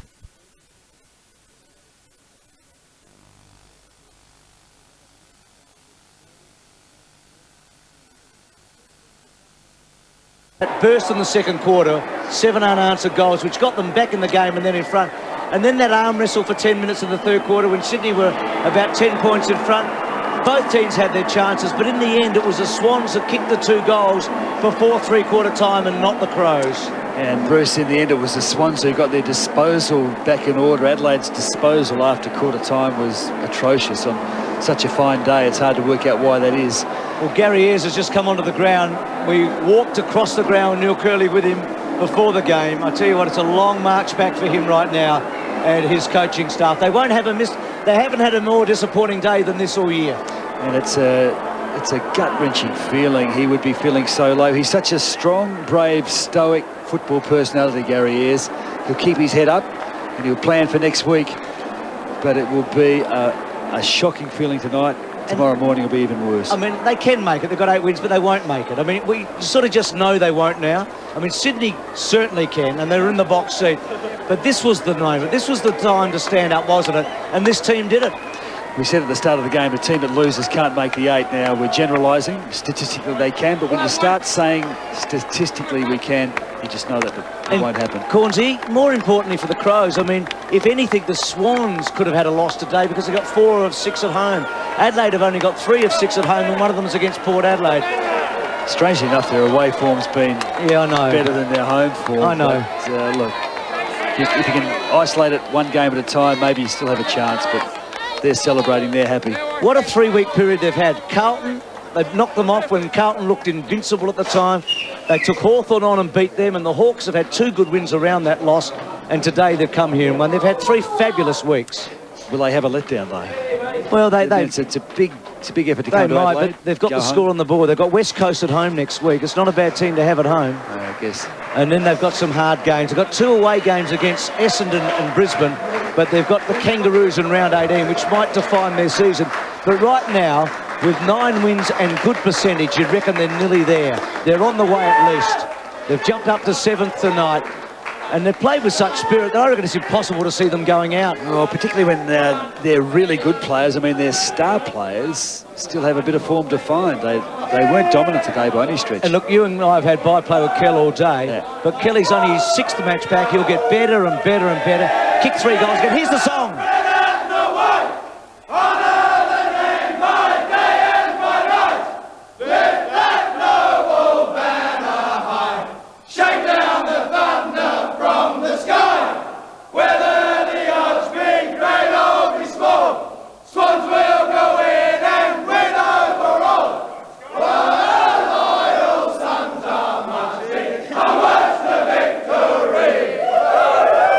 It's a great football song, and it's sung with great gusto. You can see how much they enjoyed it there. Well done, Swans. They were terrific. We'll be back with more from Footy Park right after this. No job, no money. How far would you go? Tonight. You don't dance? No. What do you do? The smash hit comedy The full Monty. where the lads tackle You and Gus. Strippers. their greatest fear in front of the whole town. You're gonna get torn to pieces. Tonight, the multi-award winning The Full Monty on 7. I was thinking about the case, and then it hit me. Baseball Snoopy, one of 4 new looks for Snoopy, Master of Disguise. Collect all 4 this week at McDonald's. Now you can buy the cool Nokia 3310 for just $1 on B's $9 per month plan. You'll be on a quality network, plus we'll give you free voicemail. So call B now on 13 33 44 or visit our website and buy direct and save. The 2001 AFL season is shaping up to be a thriller, and we're giving you the chance to win a trip to Melbourne to share in the action of this year's grand final. All you have to do is call 1902 555 993 and tell us who won this blockbuster game between Geelong and Fremantle in round 16 last year. Hazelby gets it. King's got it. The game's over. The Cats have won. Be a part of 2001's grand final fever and keep watching 7 Sunday telecasts for more chances to win. It's cashback time right now at Radio Rentals. Yep, not only will you get a great deal from Radio Rentals, they'll send you a cashback cheque on all sorts of products. Like a 7.5 kilo Hoover auto washer for $7.99 or $6.80 weekly rental, your cashback cheque $40. Or an entertainment package from Sony, just $23.99 or $21 weekly rental, your cashback cheque $120. Yep, it's cashback time right now at Radio Rentals. They know their stuff. If your shop or business needs computers, software, and advice, see A&R Computers. Because why pay more than you need to? For work or home, there's this little beauty. With a CD burner, printer, scanner and internet, loaded with software for a tiny $24.99. For home and work, it's A&R. A&R Computers, Port Adelaide and Melrose Park. After some alloy wheels, sir? My wife's going to have a baby when she finds out. Well, we do offer 9 months interest-free on alloy wheels, so you can buy now and pay no interest for 9 months. 9 months? Yeah. Your wife could have the baby then. 9 months interest-free on all tyres and wheels. Limited time only. Call 132381 for your local store. Put some makeup on, baby. Going for a drive. Take you to a little place where they turn the water to wine. Take you to a little place where they turn the water to wine. Everything gonna be alright. They turn the water to wine at the line. For all the excitement of the day, the reality is that Sydney dominated this match after quarter time. I know Adelaide had a couple of patches, but Sydney kicked 16 of the last 20 goals and in the end won by 49 points. 16-9 to 7-14. If there was one man who stood out today, it was Jason Ball with his 5 goals. Kelly, a real cameo effort. And on the left of screen, just not enough in the end. Just 7 goals. Graham, no guess as to who you've given the 3 votes to. Well, I was actually calling for him to be moved to the forward pocket in the first quarter, so that's how good a judge I am. Jason Ball had a fantastic game. Brad Seymour blanketed Darren Jarman. Stuart Maxfield was good. I couldn't find a Crows player, Bruce. No, and look at the run home, and you'll see a huge difference here between the two. Actually, they've got a very good run. We'll have a look at that a bit later. Here it is. West Coast Sydney, also Melbourne and St Kilda at home, and if you look at Adelaide, they've got a tough run in the next 5 at least. It was crucial. OK, we're going to go and have a look at some highlights from Subiaco between West Coast and also Geelong. He's got the ball down towards half forward, closing on him, Corey. Lays it off to Taylor. Taylor runs to 60, still he goes. Hand passes to Peter Matera. 45 metres out. Goes a Ronnie Burns outside of the boot. Kilpatrick for Geelong. His hand pass. Bizzle has run on. Bizzle from 50 metres. Bizzle from 50. Bizzle kicks a goal by the look of it. The vacant territory. Enright was pushed in the back, goes to ground, knocked on by Riccardi. Riccardi on his right side feeds Ling, runs inside the 50. That's a lovely effort on the run. Fine goal. Gee, the Hearts were in the mouths there. Wooden on centre wing, running directly towards goal. A couple of bounces by Josh Wooden. Is he run too far? He's thumped it towards the goal. Back goes Scarlett. The mark taken from behind by Cousins. Ben Cousins from point blank range pops it through. They really have to take a clean purchase here. It won't be the Eagles across the full back line. There's a chance now. A fortuitous kick off the ground.